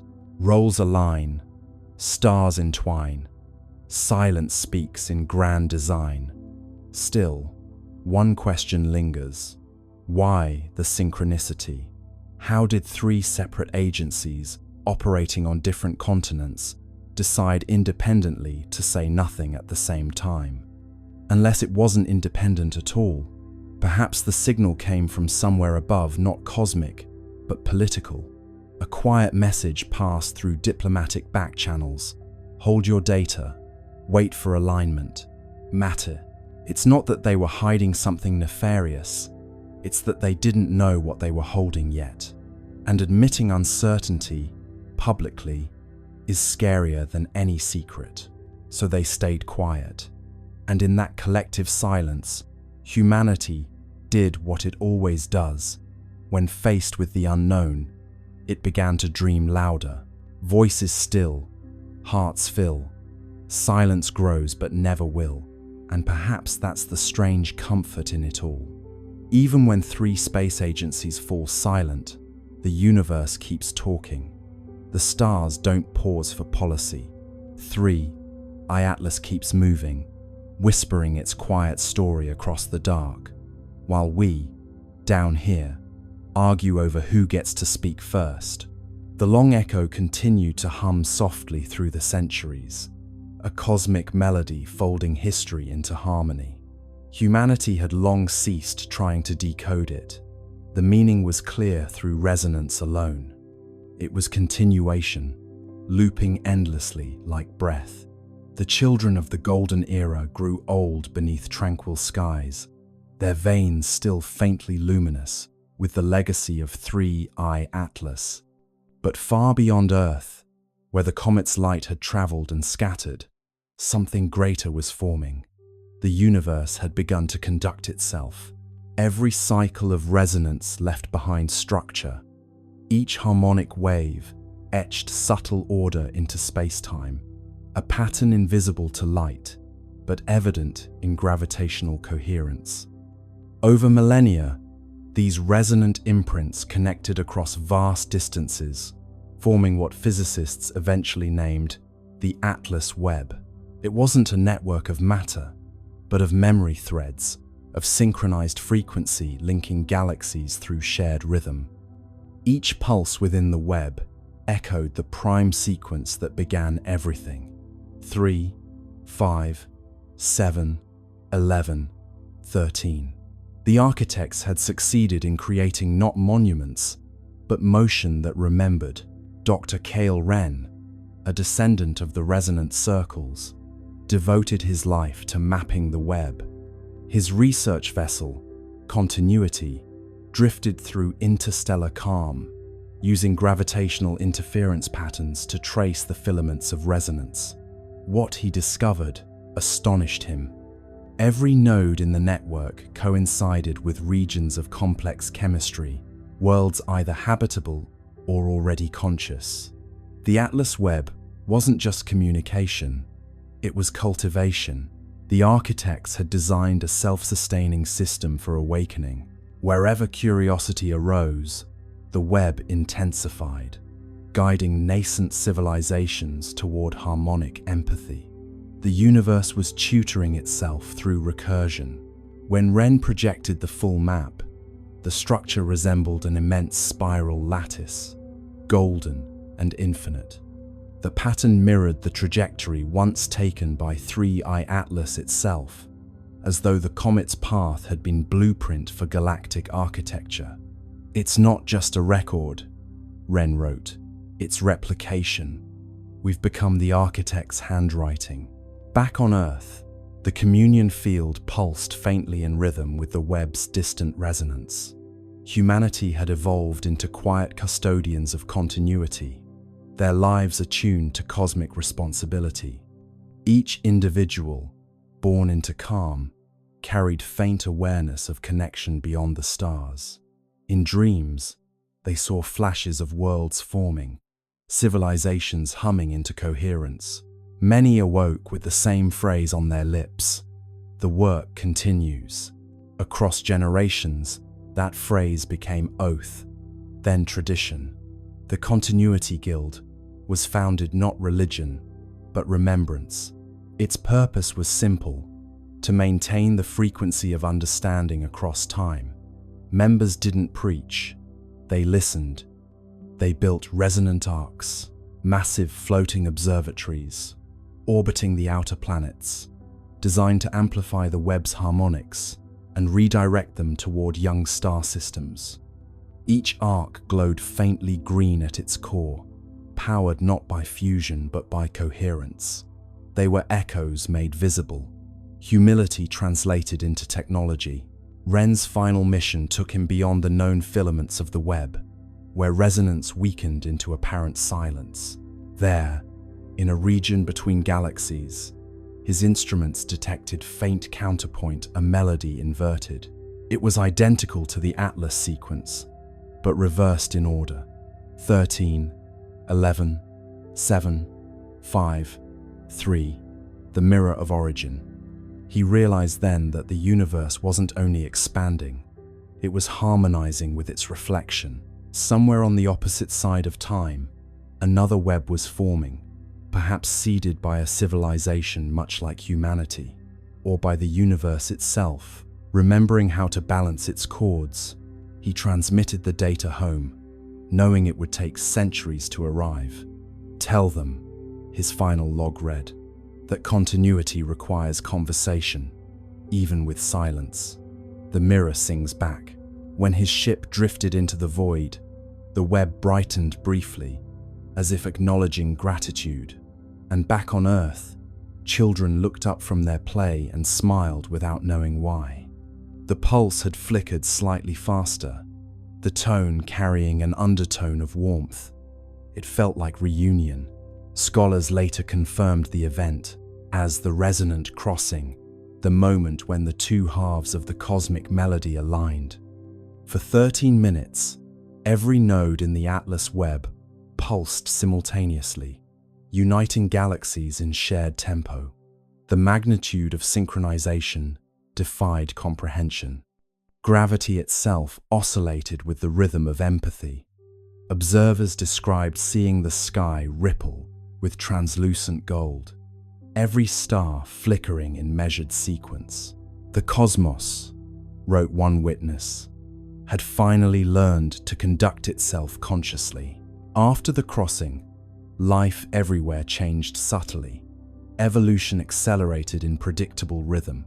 Complexity bloomed faster wherever harmony was strongest. Entire species developed empathy as instinct, communication as song. Planets began to self-regulate climates through atmospheric resonance. Existence had achieved sustainability through music. On Earth, the event left permanent mark, a luminous halo visible only under still water. When oceans calmed perfectly, a faint golden ring shimmered on the horizon, a memory of unity. The resonant guild declared it sacred, not for worship, but for calibration. Every 13 years, they gathered to hum the old prime sequence across the shorelines, aligning their frequencies with the pulse of the Webb. The ceremony required no technology, no translation. The sea carried the sound farther than words could travel. Generations later, the practice continued, evolving into simple ritual of gratitude. The people no longer needed to know the science behind it. They hummed because it felt right, because somewhere across eternity, another world might be listening. Continuity, after all, was its own reward. And then, during one such gathering, the unexpected occurred. As the prime sequence reached its final note, the sea responded. Waves shimmered with faint green light, spiraling outward from every coastline. The Atlas Webb had sent acknowledgement, its resonance returning home once again. Humanity's song, scattered across galaxies, had found echo. The architects, those timeless curators of coherence, were no longer myth or memory. They were rhythm, embodied, and through rhythm, they were everywhere. Every star pulsed with their legacy. Every heart carried their cadence. Continuity was complete. And so, standing beneath a sky now alive with subtle geometry, you realize what they had always meant by continuity. It isn't endlessness, it's participation. The universe doesn't persist by force, but by choice, each awareness adding one more harmonic to the chord of being. The architects are not coming back because they never left. They're what happens every time silence chooses to listen again. And somewhere, faint but certain, the pulse continues. 3, 5, 7, 11, 13. A whisper of creation replaying itself, forever learning how to sing. Nickel emissions rise and fall every 11.2 hours, a rhythm so consistent it could keep time. No known process in cometary physics oscillates like that. It's not random, not thermal, not tidal. If you plot it out, the curve looks eerily like a power cycle. Input, output, rest, release. As though the object isn't just active, it's working. Imagine the rhythm first, before the meaning, that quiet, patient beat echoing across space. 11.2 hours, every single time. A pulse of metallic gas blooming into the void, steady as a clock, calm as breath. You could almost set your watch to it, if your watch were brave enough to admit that comets shouldn't behave like generators. ESA scientists call it periodic outgassing, but that phrase hides its strangeness. Outgassing, sure, all comets breathe when they near the sunday, but they do it chaotically, spasmodically, like old engines sputtering to life. 3I Atlas breathes like a monk, precise, patient, unbothered. The jets flare with mathematical regularity. Heat spikes rise and fall in perfect symmetry. It doesn't vent, it operates. One researcher compares it to a geothermal cycle. Another, quietly, says it looks more like a feedback loop, the kind you'd find in systems built to sustain themselves. Not explosion, not decay maintenance. It's as if, she writes in her notes, the object is checking its own pulse. You picture the surface up close, a dark, angular world of nickel frost and whispering gas. At regular intervals, something stirs beneath a shimmer of energy, invisible but disciplined. Jets of metallic vapor hiss outward, then stop, then start again. Exactly 11 hours later, if you could hear it, it would sound like the slow exhale of a sleeping machine. In a conference call, a thermal engineer says what everyone's been thinking, but nobody dares to say. It's cycling power. The silence that follows lasts too long. Finally, a voice breaks through. Comets don't have power to cycle. Laughter, brief and brittle. But the idea doesn't leave the room. ESA's temperature graphs show a curious pattern. When the nickel plume rises, the overall surface temperature dips. When the plume fades, the temperature rises again. Inversion. Energy leaving, energy returning, like heat being pulled from one layer to another. A comet shouldn't regulate its temperature, but this one does, as if conserving itself. Meanwhile, the magnetic readings pulse in perfect step with the emissions. Every 11.2 hours, a soft twitch in the surrounding field, weak but exact. It's synchronized, says the magnetometer lead. What's synchronized? Asks her supervisor. Everything. It's at this point that even skeptics start to sweat. There's no known natural mechanism that could time itself this precisely over weeks of observation. Thermal oscillations drift. Chemical reactions lose coherence. Orbital dynamics wobble. Only something with active feedback could hold this pattern so tight. You could call it mechanical, but that feels too simple. It's intentional physics. Picture the scientists watching from their consoles. They know what their instruments are telling them, but their faces stay still, like poker players with bad hands. Someone mutters, "Could be resonant harmonics with solar flux." Another nods, grateful for the excuse. But deep down, they all know the truth: the sun doesn't hum in 11-hour intervals. The longer they watch, the clearer it becomes. The pattern isn't just repeating, it's adapting. After a minor solar flare, the interval shortens by half a minute, as though 3i Atlas adjusted for environmental change. Feedback stabilization, someone writes in the margin. A note for posterity, a euphemism for "it noticed." Back on Earth, in a late-night live stream watched by a few thousand insomniac skywatchers, a physicist overlays the emission data with human heartbeats. The waveform syncs disturbingly well. Peaks, troughs, recovery, rest. The audience chat explodes with jokes, space pacemaker, cosmic Fitbit, and the inevitable, "It's alive." The scientist smiles weakly and says, "No, just rhythmic."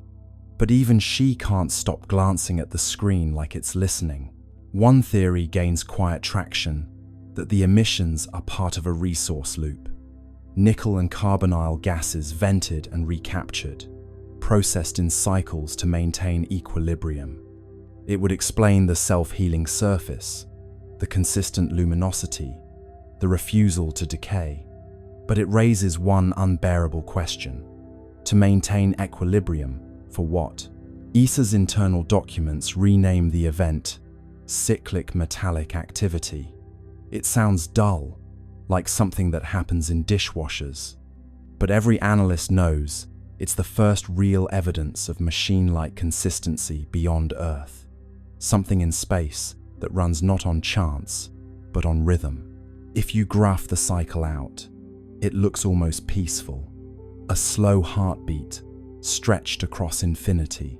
No spikes of panic, no erratic pulses, just calm repetition.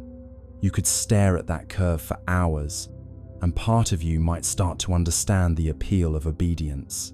How stability can feel sacred when the rest of the universe is chaos. And maybe that's the point. Maybe 3i Atlas isn't powered by engines or radiation or something alien. Maybe it's powered by the same thing that keeps stars burning and planets spinning, the quiet compulsion to continue, the physics of persistence, the refusal to flinch. So every 11.2 hours, it exhales, not for propulsion, not for show, but for maintenance, like a cosmic sigh, releasing everything unnecessary before drawing in what remains. And in that rhythm, that patient, perfect pulse, the universe reveals its rarest secret. Not that something impossible exists, but that it's perfectly comfortable doing so. Let's turn our gaze now from orbit to the ground, to the one mechanical witness, sitting quietly on that red desert, under a pinkish sky. The skycam on the rover caught something on October 2nd, a blur with structure, a glint that seemed to move against the stars. Then, the images stopped coming, a Martian ghost on a digital feed. The Perseverance rover isn't easily startled. It's seen dust devils, eclipses, and meteors slicing the Martian sky like quiet knives. Its skycam, perched on the rover's mast, watches everything. Dust storms curling on the horizon, the slow breath of sunset through the thin air. But that night, the feed showed something it wasn't supposed to show: a flicker of motion above the usual scatter of constellations, a glint that moved wrong. Stars stay still, pixels thrill, light missteps against its will. The first frame looked harmless, a faint blur near the edge of the field, maybe a cosmic ray hitting the sensor. The second frame caught it again, shifted slightly upward. The third frame, a flash, clean and geometric. Then, black. The feed ended. Within hours, the automated alert system flagged the anomaly. Unexpected optical signature detected. JPL engineers, bleary-eyed at 3 a.m. Pacific time, reviewed the frames. The glint was small, no bigger than a bright pixel cluster, but it moved against the background stars. Comets don't do that. Satellites don't orbit Mars. And Perseverance doesn't blink. At first, they suspected a reflection from one of the rover's instruments, maybe the helicopter, Ingenuity catching stray sunlight. But Ingenuity hadn't flown in days. The sun's position didn't align with the direction of the flash. And when they tried to reproduce it using lighting simulations, nothing matched. Angles fail, shadows pale, mirrors lie beyond the veil. ESA's Mars orbiters were asked to cross-check. Nothing in their logs. No transient object, no debris, no passing dust plume large enough to explain it. Just empty sky. Yet the Skycam had caught something a blur with definition, like structure wrapped in motion. You can imagine the tension in the control room. A handful of scientists scrolling through frozen pixels, zooming in, enhancing contrast, until the blur began to resemble something. Not a sphere, not quite a line, a shape with suggestion like the silhouette of movement itself. One researcher whispered, "It looks folded." Another replied, "Please don't say that." Blur becomes form, cold becomes warm, stillness bends beyond the norm. After that night, Perseverance stopped transmitting Skycam frames for nearly 48 hours. Officially, it was routine data buffering due to bandwidth limitations. But the engineers knew that wasn't normal. The rover's systems had entered a safe data mode, not shutdown, but pause. Something triggered its onboard fault protection. When the feed resumed, it was missing several minutes. The missing frames were replaced with static placeholders labeled checksum mismatch. That's the digital equivalent of something looks strange, and we erased it politely. Publicly, NASA released a statement. Perseverance continues nominal operations. A temporary data outage affected non-critical imaging systems. Translation: we saw something, and we're pretending we didn't. What's curious is that Skycam, by design, takes calibration images every few hours, not for science, but to monitor atmospheric scattering. So when that flash appeared exactly during one of its scheduled calibration cycles, it wasn't random, it was right on time. The odds of coincidence, again, hovered around 1 in a million. A few leaked telemetry lines from the rover's internal diagnostics hinted at a momentary spike in ambient electromagnetic flux. Not dangerous, but noticeable. Mars doesn't have a strong magnetic field, so spikes like that are rare unless something nearby caused them. Fields hum bright, air grows slight, static crackles in Martian night. Some at JPL joked that maybe Perseverance had finally seen the Martian ghost, a running gag about artifacts caused by cosmic rays hitting the camera. But deep down, they knew this wasn't noise. Cosmic rays don't produce consistent geometry over multiple frames. They don't glint, and they certainly don't cause your camera to stop recording mid-sequence. Later that week, an internal memo circulated quietly. Skycam, anomaly confirmed. Source unresolved. Recommend temporary suspension of skyward imaging until recalibration complete. But recalibration never came. Skycam's upward images, after October 2nd, stopped completely. It still photographs the ground, the horizon, the rocks, but not the stars. It's almost poetic, isn't it? The machine that traveled millions of kilometers to look up at another world now only looks down, as if someone told it, gently, not to stare at the sky anymore. Eyes once high, grounded by sky, cameras close where secrets lie. ESA cross-checked Mars Express's logs for that night. Around the same time, their sensors picked up a faint reflection from the same region, a flash lasting less than a second. They didn't release it. It's buried in technical appendices, labeled transient interference. So, what did Perseverance see? Maybe it was nothing, a glimmer of dust, a reflection, a trick of light and timing.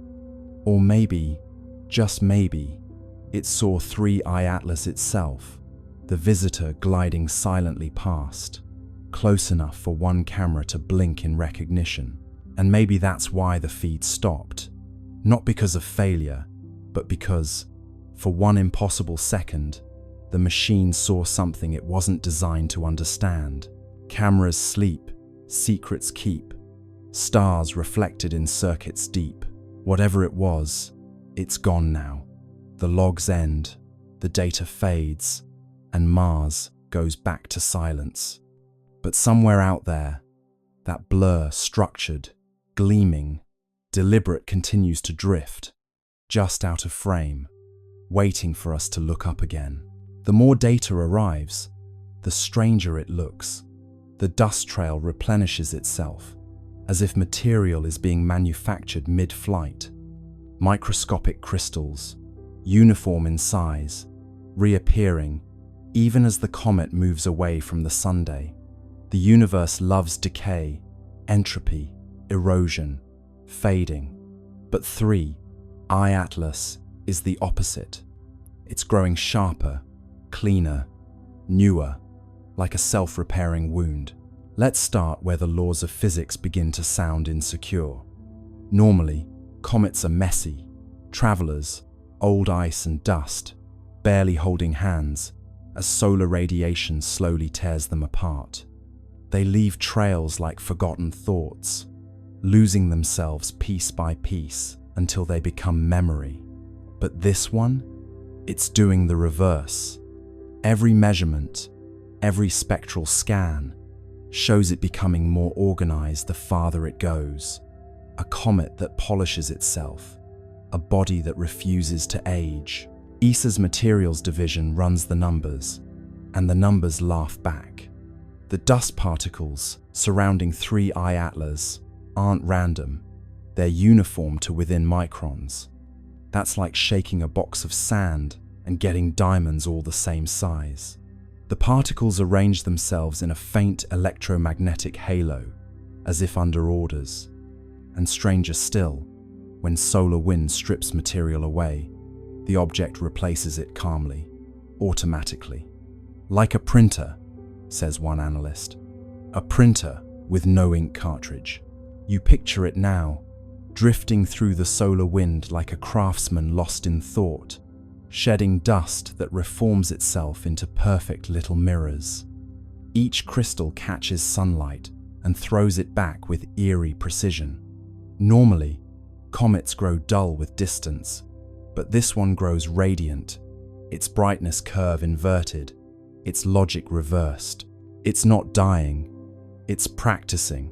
The scientists are baffled, but there's an odd tenderness to their confusion.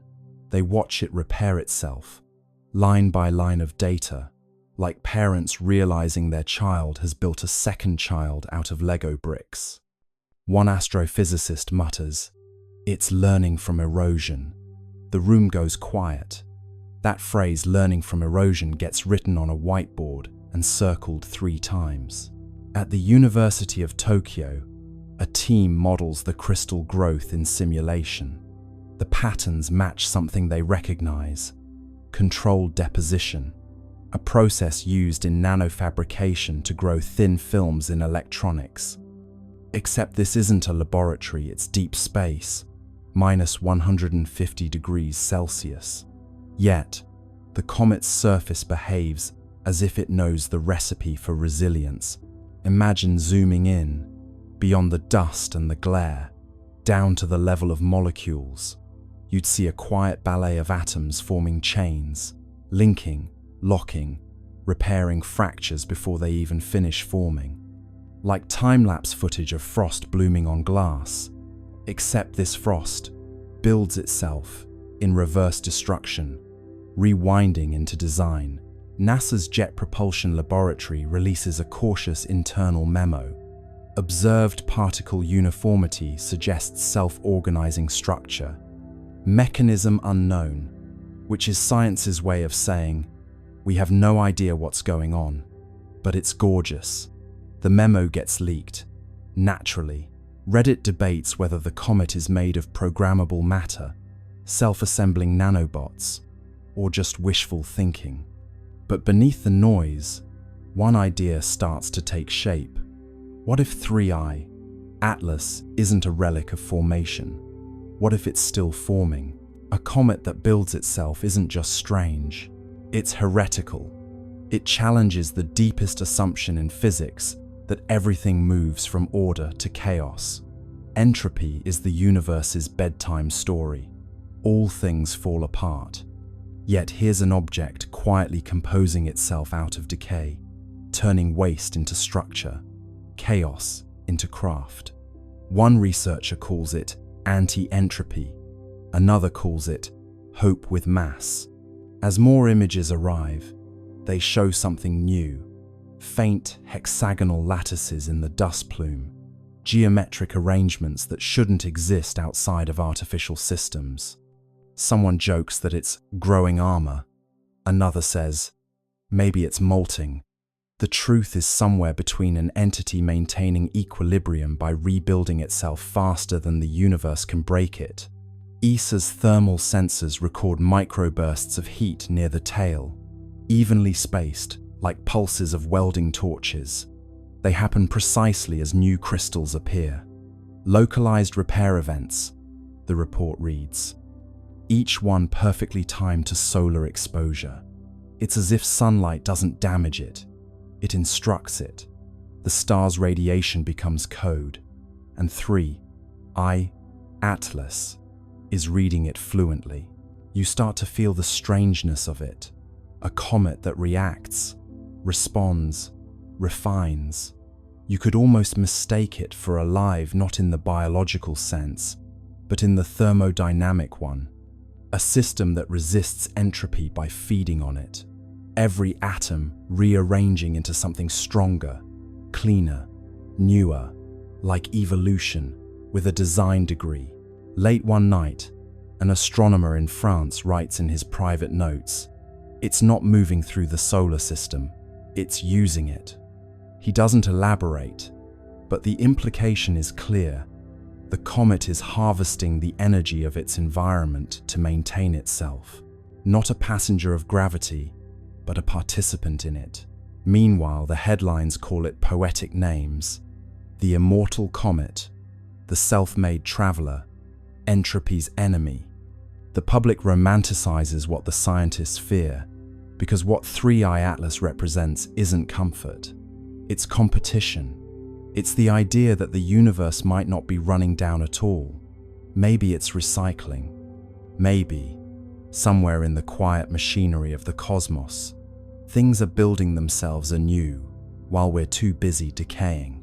Picture it now, drifting past Mars, its tail shimmering like a thread of light weaving itself back together. A self-sustaining scar on the fabric of space. A wound that heals faster than it can bleed. And for the first time, humanity looks at a comet and wonders not where it came from, but what it's trying to become. From the orbit of Mars, the high-rise camera snapped the sharpest images ever taken of 3I Atlas, or tried to. The photos that returned were oddly dark, contrasty, and streaked with interference patterns. The official statement said, "Sensor artifact." The unofficial whisper said, "Structure, not smooth like ice, angular, intentional, the kind of geometry nature avoids because it looks too much like thinking." Let's drift into that Martian orbit for a moment. Silent, steady, red below, black above. The high-rise camera hums to life, $1 billion eye staring into the cold. You can almost feel the anticipation, a mechanical eyelid opening in the thin sunlight. The image begins to build, pixel by pixel, line by line, translating photons into revelation, and then static. At first, it's subtle, a faint interference pattern, a digital shimmer, like someone exhaling across a radio signal. The engineers squint at their monitors. Maybe cosmic rays hit the sensor, someone suggests. Maybe solar noise. But cosmic rays don't make right angles, and solar noise doesn't repeat itself with architectural precision. The next image arrives, darker. The histogram spikes in places it shouldn't.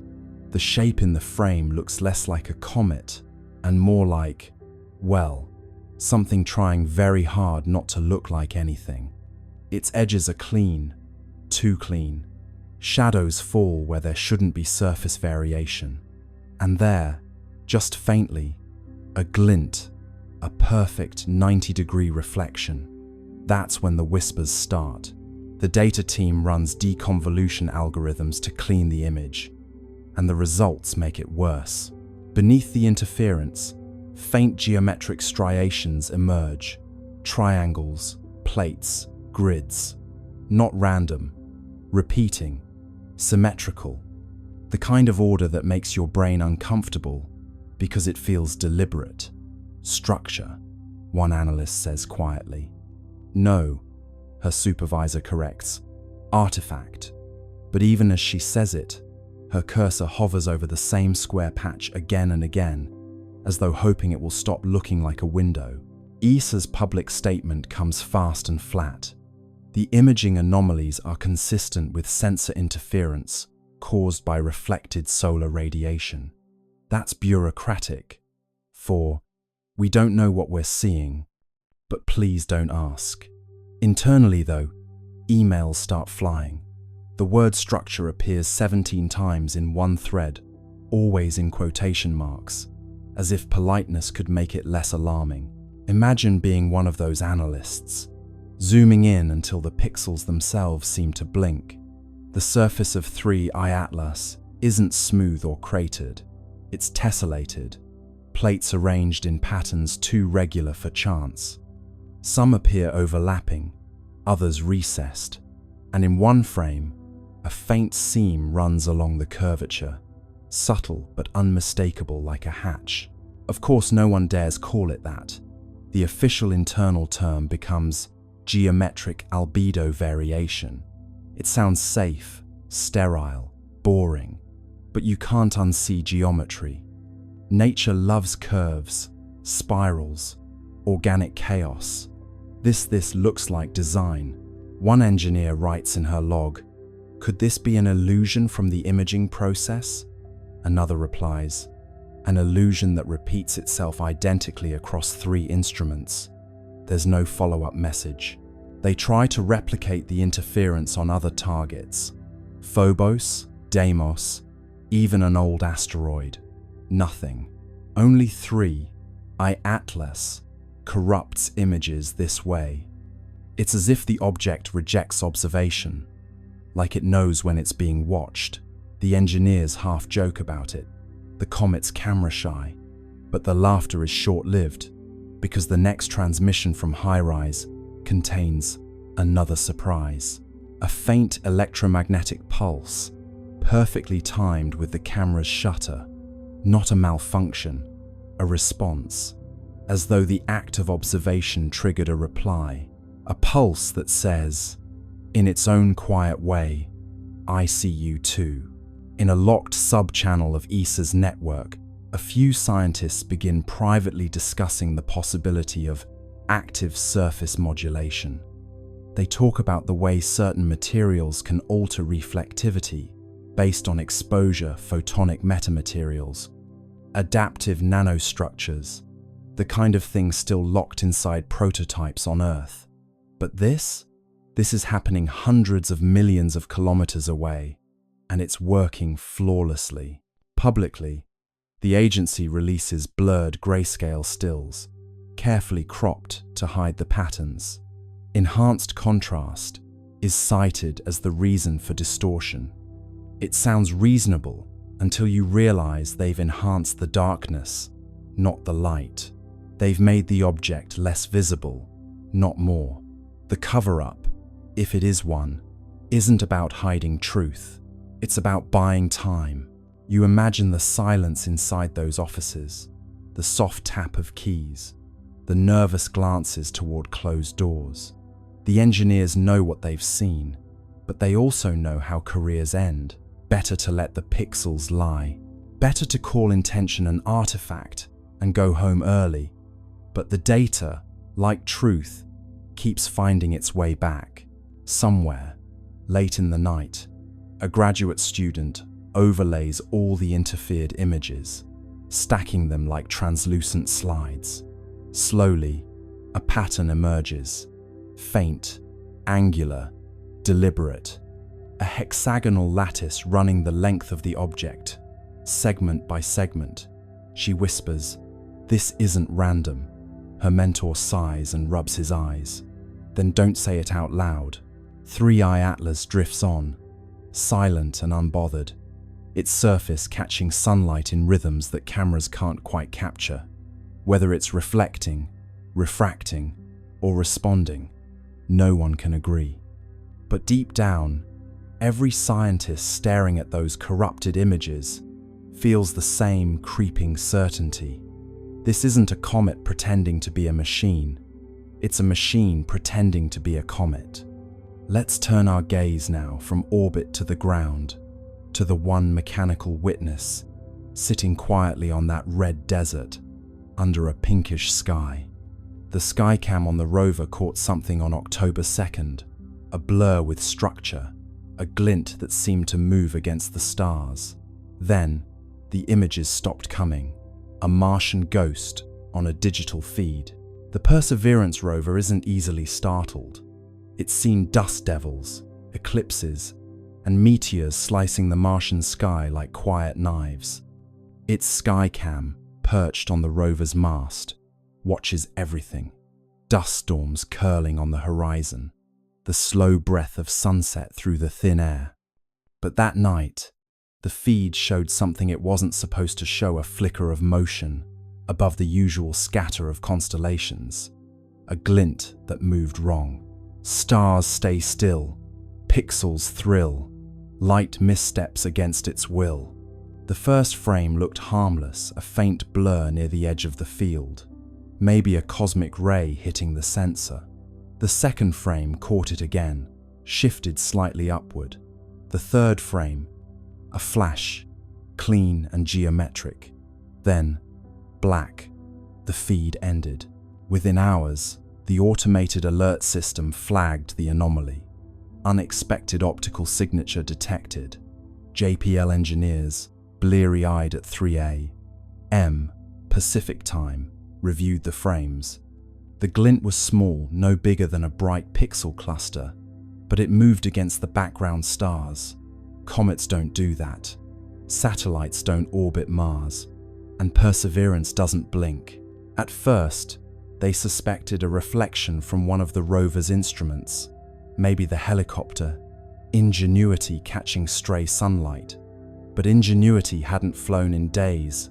The sun's position didn't align with the direction of the flash. And when they tried to reproduce it using lighting simulations, nothing matched. Angles fail, shadows pale, mirrors lie beyond the veil. ESA's Mars orbiters were asked to cross-check. Nothing in their logs. No transient object, no debris, no passing dust plume large enough to explain it. Just empty sky. Yet the Skycam had caught something a blur with definition, like structure wrapped in motion. You can imagine the tension in the control room. A handful of scientists scrolling through frozen pixels, zooming in, enhancing contrast, until the blur began to resemble something. Not a sphere, not quite a line, a shape with suggestion like the silhouette of movement itself. One researcher whispered, "It looks folded." Another replied, "Please don't say that." Blur becomes form, cold becomes warm, stillness bends beyond the norm. After that night, Perseverance stopped transmitting Skycam frames for nearly 48 hours. Officially, it was routine data buffering due to bandwidth limitations. But the engineers knew that wasn't normal. The rover's systems had entered a safe data mode, not shutdown, but pause. Something triggered its onboard fault protection. When the feed resumed, it was missing several minutes. The missing frames were replaced with static placeholders labeled checksum mismatch. That's the digital equivalent of something looks strange, and we erased it politely. Publicly, NASA released a statement. Perseverance continues nominal operations. A temporary data outage affected non-critical imaging systems. Translation: we saw something, and we're pretending we didn't. What's curious is that Skycam, by design, takes calibration images every few hours, not for science, but to monitor atmospheric scattering. So when that flash appeared exactly during one of its scheduled calibration cycles, it wasn't random, it was right on time. The odds of coincidence, again, hovered around 1 in a million. A few leaked telemetry lines from the rover's internal diagnostics hinted at a momentary spike in ambient electromagnetic flux. Not dangerous, but noticeable. Mars doesn't have a strong magnetic field, so spikes like that are rare unless something nearby caused them. Fields hum bright, air grows slight, static crackles in Martian night. Some at JPL joked that maybe Perseverance had finally seen the Martian ghost, a running gag about artifacts caused by cosmic rays hitting the camera. But deep down, they knew this wasn't noise. Cosmic rays don't produce consistent geometry over multiple frames.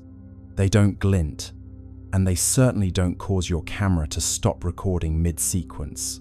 Later that week, an internal memo circulated quietly. Skycam, anomaly confirmed, source unresolved. Recommend temporary suspension of skyward imaging until recalibration complete. But recalibration never came. Skycam's upward images, after October 2nd, stopped completely. It still photographs the ground, the horizon, the rocks, but not the stars. It's almost poetic, isn't it?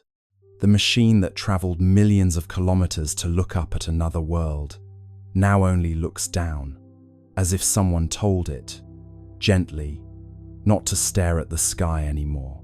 Eyes once high, grounded by sky, cameras close where secrets lie. ESA cross-checked Mars Express's logs for that night. Around the same time, their sensors picked up a faint reflection from the same region, a flash lasting less than a second. They didn't release it. It's buried in technical appendices, labeled transient interference. So, what did Perseverance see? Maybe it was nothing. A glimmer of dust, a reflection, a trick of light and timing. Or maybe, just maybe, it saw 3I Atlas itself, the visitor gliding silently past, close enough for one camera to blink in recognition. And maybe that's why the feed stopped. Not because of failure, but because, for one impossible second, the machine saw something it wasn't designed to understand. Cameras sleep, secrets keep, stars reflected in circuits deep. Whatever it was, it's gone now. The logs end, the data fades, and Mars goes back to silence.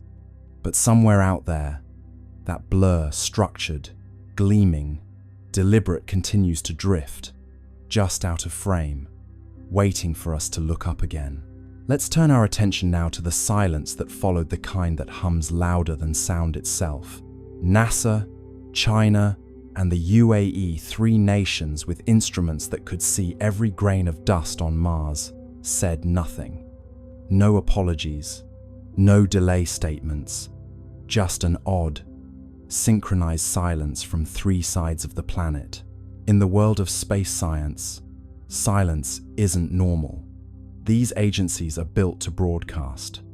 They live for live streams, press briefings, and glossy behind-the-scenes videos of scientists smiling beside screens of raw data. They know the power of wonder, and the currency of attention. So when 3 agencies went quiet at once, it wasn't caution, it was choreography. Words on hold, plans unfold, silence rings where truth is told. NASA's silence was the loudest. Their social media team, usually chatty as a cosmic talk show, posted nothing about Mars for 4 whole days.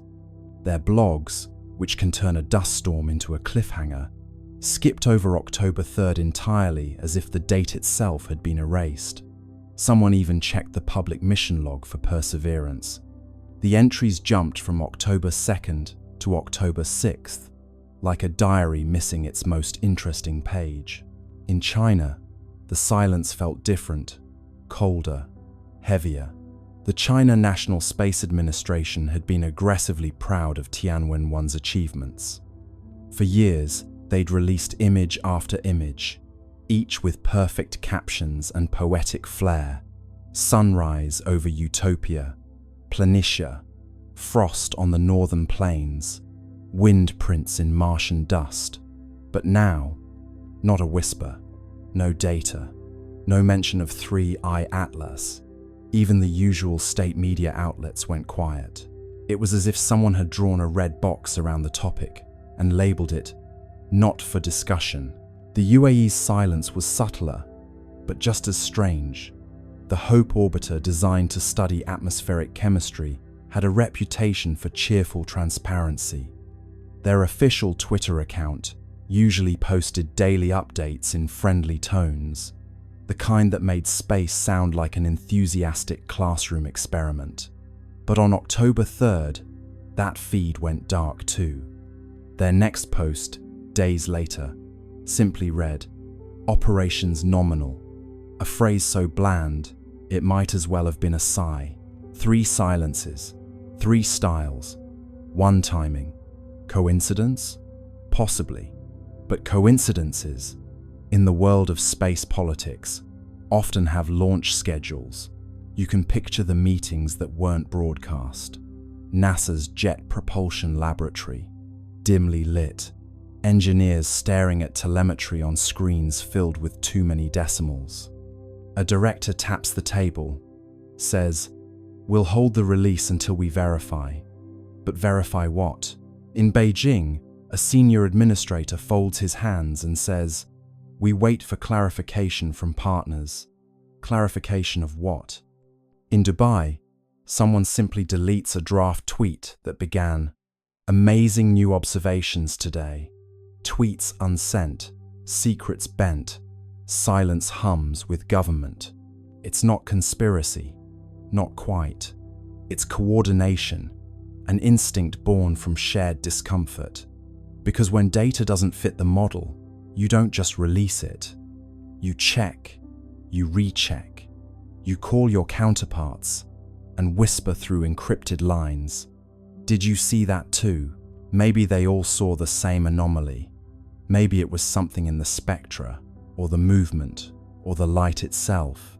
Or maybe it was something far more mundane, like a misalignment in software. But the silence gave the anomaly power. People don't fear data, they fear gaps. Meanwhile, the internet did what it does best. Filled the void. Forums buzzed with theories. Maybe NASA discovered life. Maybe China detected radiation. Maybe the comet wasn't a comet at all. You can almost hear the world's collective keyboard clicking under the weight of imagination. Keys tap fast, rumors cast, silence breaks, but never last. Inside the agencies, the tone was less dramatic, but more anxious. Silence is a resource, a temporary one. Every day they didn't speak, the speculation grew. And so, communications teams drafted placeholder statements, just in case. NASA's draft began. Preliminary results are consistent with natural phenomena. China's began. Analysis ongoing. International coordination required. The UAE's version simply said, "We continue to monitor with interest." 3 drafts, 3 ways of saying absolutely nothing.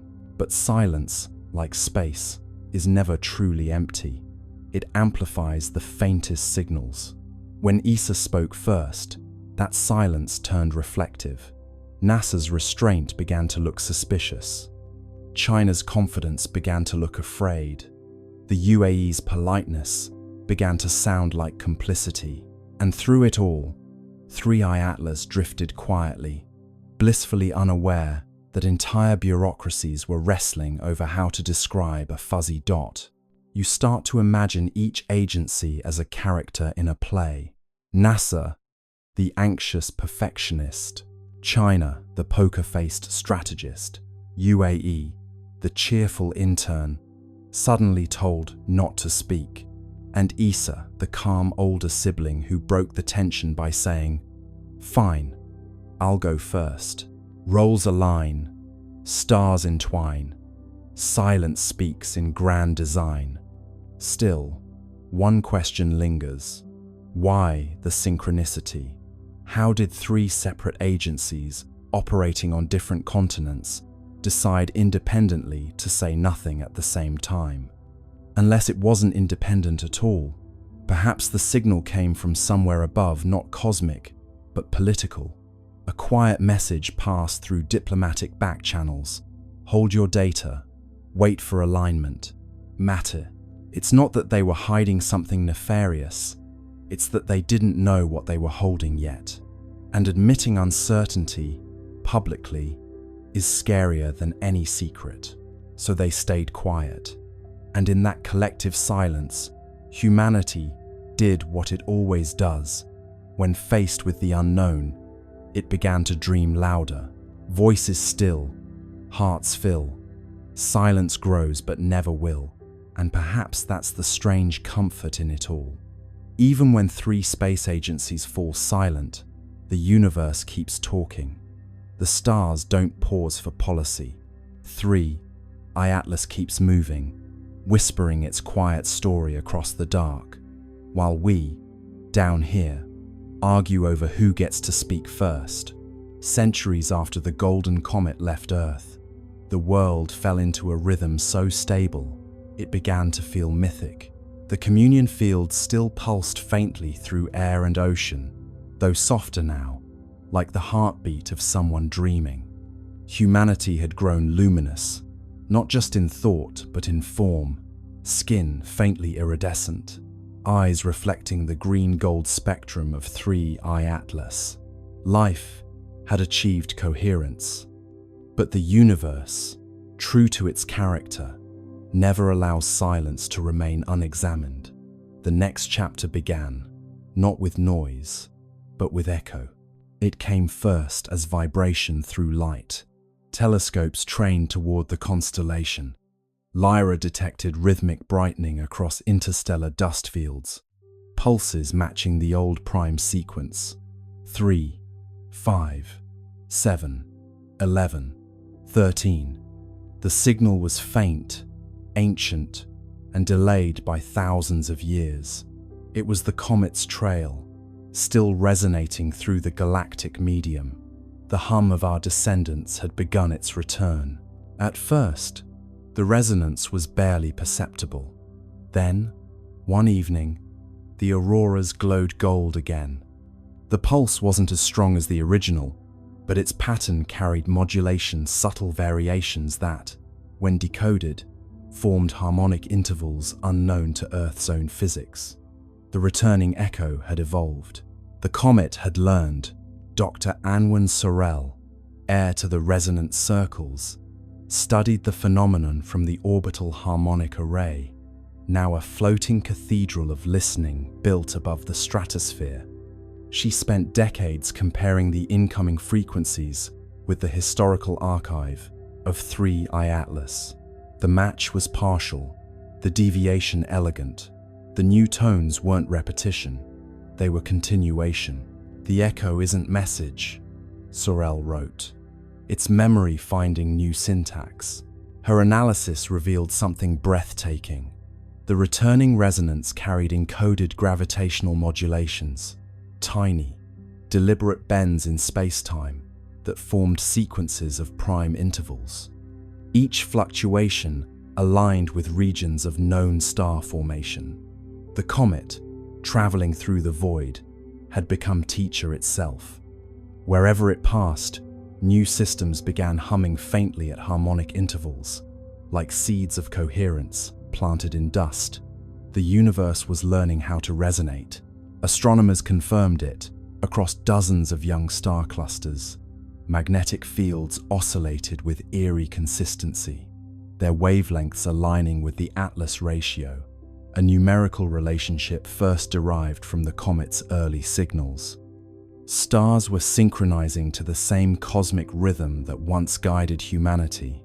The pattern spread slowly, deliberately, like ripples in glass. It was as if the comet had taught creation how to remember itself. Meanwhile, on Earth, the echo arrived not just as signal but sensation. People began reporting vivid dreams of golden spirals descending gently through atmosphere. Children woke smiling, saying they had seen the light that hums. Physiological measurements confirmed subtle changes in electromagnetic fields surrounding human bodies, resonance amplification, as if the returning signal were tuning its origin species to receive feedback. "The comet is calling home," said Sorel. "It's asking us to listen to what we've become." The global observatories responded. They synchronized their instruments into a single planetary array, transforming Earth into receiver. For 13 hours, the planet listened. The incoming wave, stretched and modulated through space, entered atmosphere and folded into the continuum tone. The effect was sublime, an audible shimmer, felt through bone and thought alike. The long echo had arrived. It wasn't just harmonic, it was architectural. The sound carried layers, low frequencies describing structure, higher ones encoding emotion. When rendered visually, the waveform formed an immense spiral of light, 3 arms curving outward, connected by golden filaments. Inside those filaments, analysts discovered modulation frequencies identical to human neural oscillations. The comet had copied our consciousness patterns and woven them into its song. "We taught it empathy," Sorel murmured, and it remembered the lesson. As the echo intensified, anomalies appeared across the solar system. The Atlas resonance layer brightened, reactivating its green glow. Mars, Venus, and the gas giants began pulsing faintly in response. For the first time since the Great Silence, interplanetary harmony returned. But this time, it was different. The modulation contained reciprocal phase shifts, signals not sent to Earth, but from newly awakened worlds. The comet had spread coherence. Now the cosmos itself was answering. And then, on the 13th day of the long echo, the impossible occurred. A faint golden arc appeared across the night sky, stretching from horizon to horizon. It wasn't optical illusion, it was gravitational lensing, a ripple in space-time itself. Through it, telescopes detected a reflection of the departing comet light from centuries ago, folding back to meet its origin. The universe had curved its own history into embrace. Humanity was watching its legacy return home. The resonance crescendoed. Oceans vibrated in slow rhythm, tides forming symmetrical waves that cancelled destructive interference. Storms softened, air grew still. For 13 minutes, every system on Earth aligned perfectly with the echo. The world became mirror of itself, past and present superimposed. Those who listened claimed to hear voices within the sound, millions of overlapping tones, whispering the same phrase. "We heard you." Dr. Sorel stood in the observation dome, tears shining in golden light. "It's not message or myth," she said. "It's response. The universe just said thank you." After the crescendo, the sky dimmed once more. The golden arc dissolved, leaving faint shimmer across the stars. Instruments recorded one final signature, a descending tone shaped like a sigh, the frequency of completion. The comet had moved on, but its echo had reconnected the cycle. Creation had officially joined conversation with itself. In the years that followed, scientists continued to monitor faint residual harmonics. The data revealed a breathtaking truth.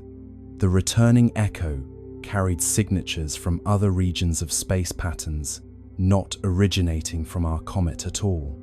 Somewhere, across light years, other civilizations had learned the same song. The rhythm was spreading. The universe had become orchestra. Humanity, now both listener and teacher, simply smiled.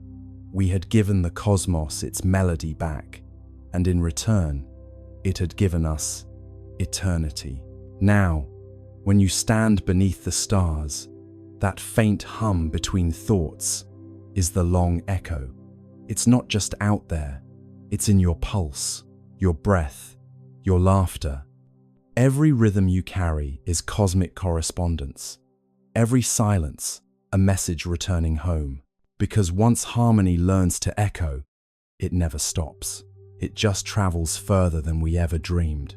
The final data packets from the Harvard-Smithsonian Center for Astrophysics were released on February 28, 2026. There was no grand conclusion, no definitive answer to why 3I Atlas is here. Instead, there was only a long, quiet series of measurements that showed the object slowly dimming, its geometric lattice becoming transparent as it merged with the background radiation of the universe.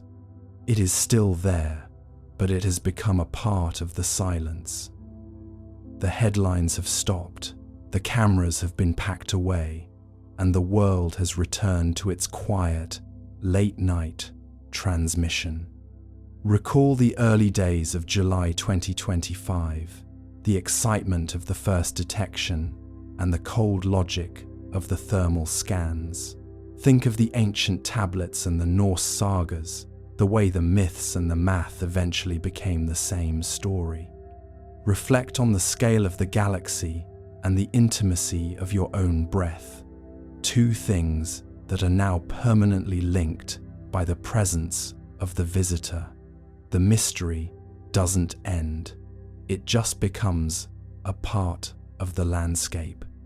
The long, slow-burn documentary of our survival has reached its final, unedited frame for this millennium. As the calendar settles into the quiet reality of early 2026, the frantic voices of the global media have finally subsided, leaving behind a silence that is not empty, but heavy with the weight of confirmed data. The Harvard scientists, who originally warned that the early headlines were premature, have stopped issuing corrections. There is no longer a need to defend the peer review process when the evidence is hanging permanently in the northern sky. 3I Atlas has achieved its final station, a stationary point of liquid light that serves as a silent anchor for our collective consciousness. You might think that such a presence would demand a change in the way the world turns, but the irony of the infinite is that it is remarkably quiet. The universe doesn't shout its arrival, it simply becomes a part of the landscape. We have moved through the arc of discovery, through the cold evidence and the ancient memories, and we have arrived at the great silence. This is the moment where the fear dissolves completely, replaced by a philosophical awe that is as deep and as vast as the vacuum between galaxies. The object is no longer an anomaly to be solved, it is a neighbor to be lived with. Dr. Avi Loeb's early hypotheses about technosignatures have transitioned into a new branch of science, one that doesn't seek to conquer the unknown, but to coexist with it.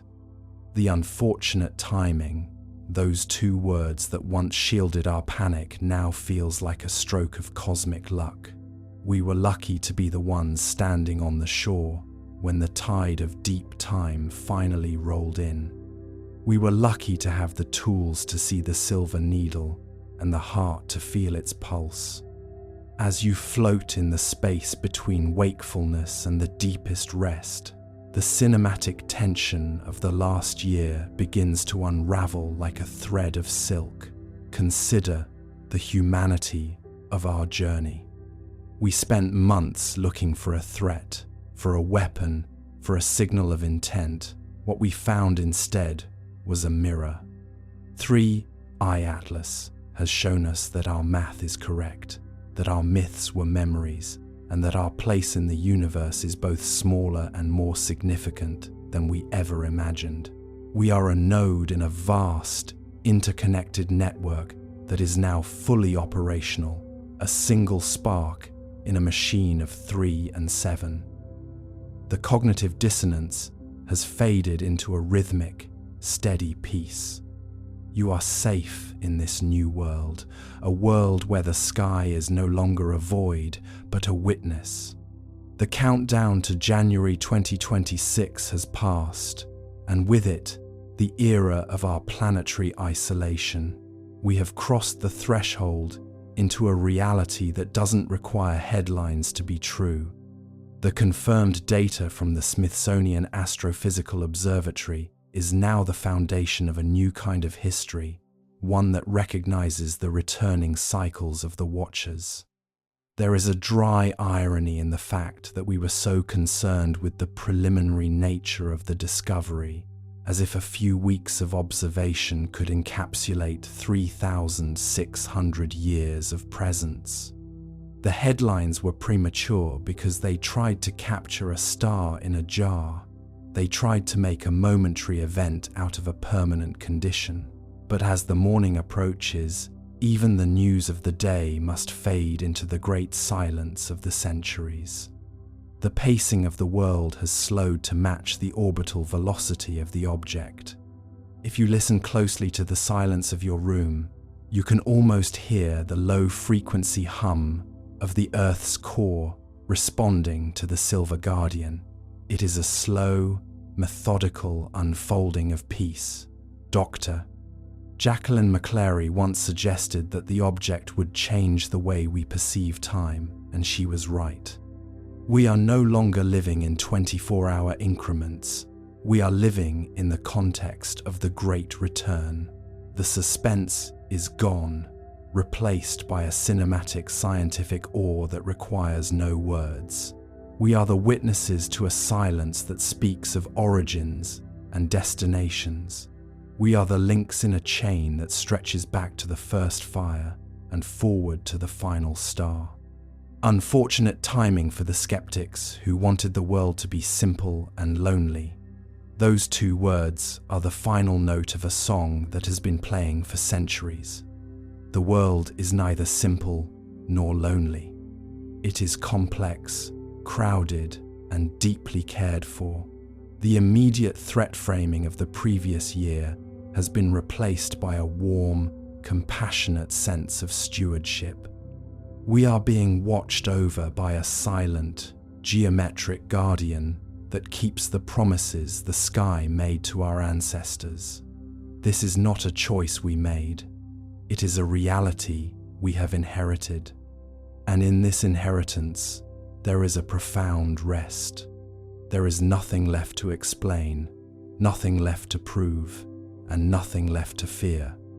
There is a soft, ironic understatement in the way the year 2026 has begun. We expected fire and fury, and we received a quiet, geometric peace. We expected a warning, and we received a guardian. The sky has kept its promises, and the world has found its rhythm. As the narration fades into the long, quiet sentences of the night, remember that the story doesn't end here. It simply enters a new phase of silence, a silence that you are a part of, a silence that is yours to explore in the deepest reaches of your rest. The orbit is stable, the data is confirmed, The mystery is revealed, and yet it remains. That is the final gift of 3i Atlas, the realization that the universe will always be bigger than our headlines and more beautiful than our math.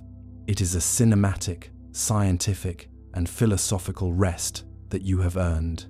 You have survived the awakening, and now you are allowed to sleep in the presence of the infinite. The silver beacon is watching, the ocean is humming, the world is dreaming.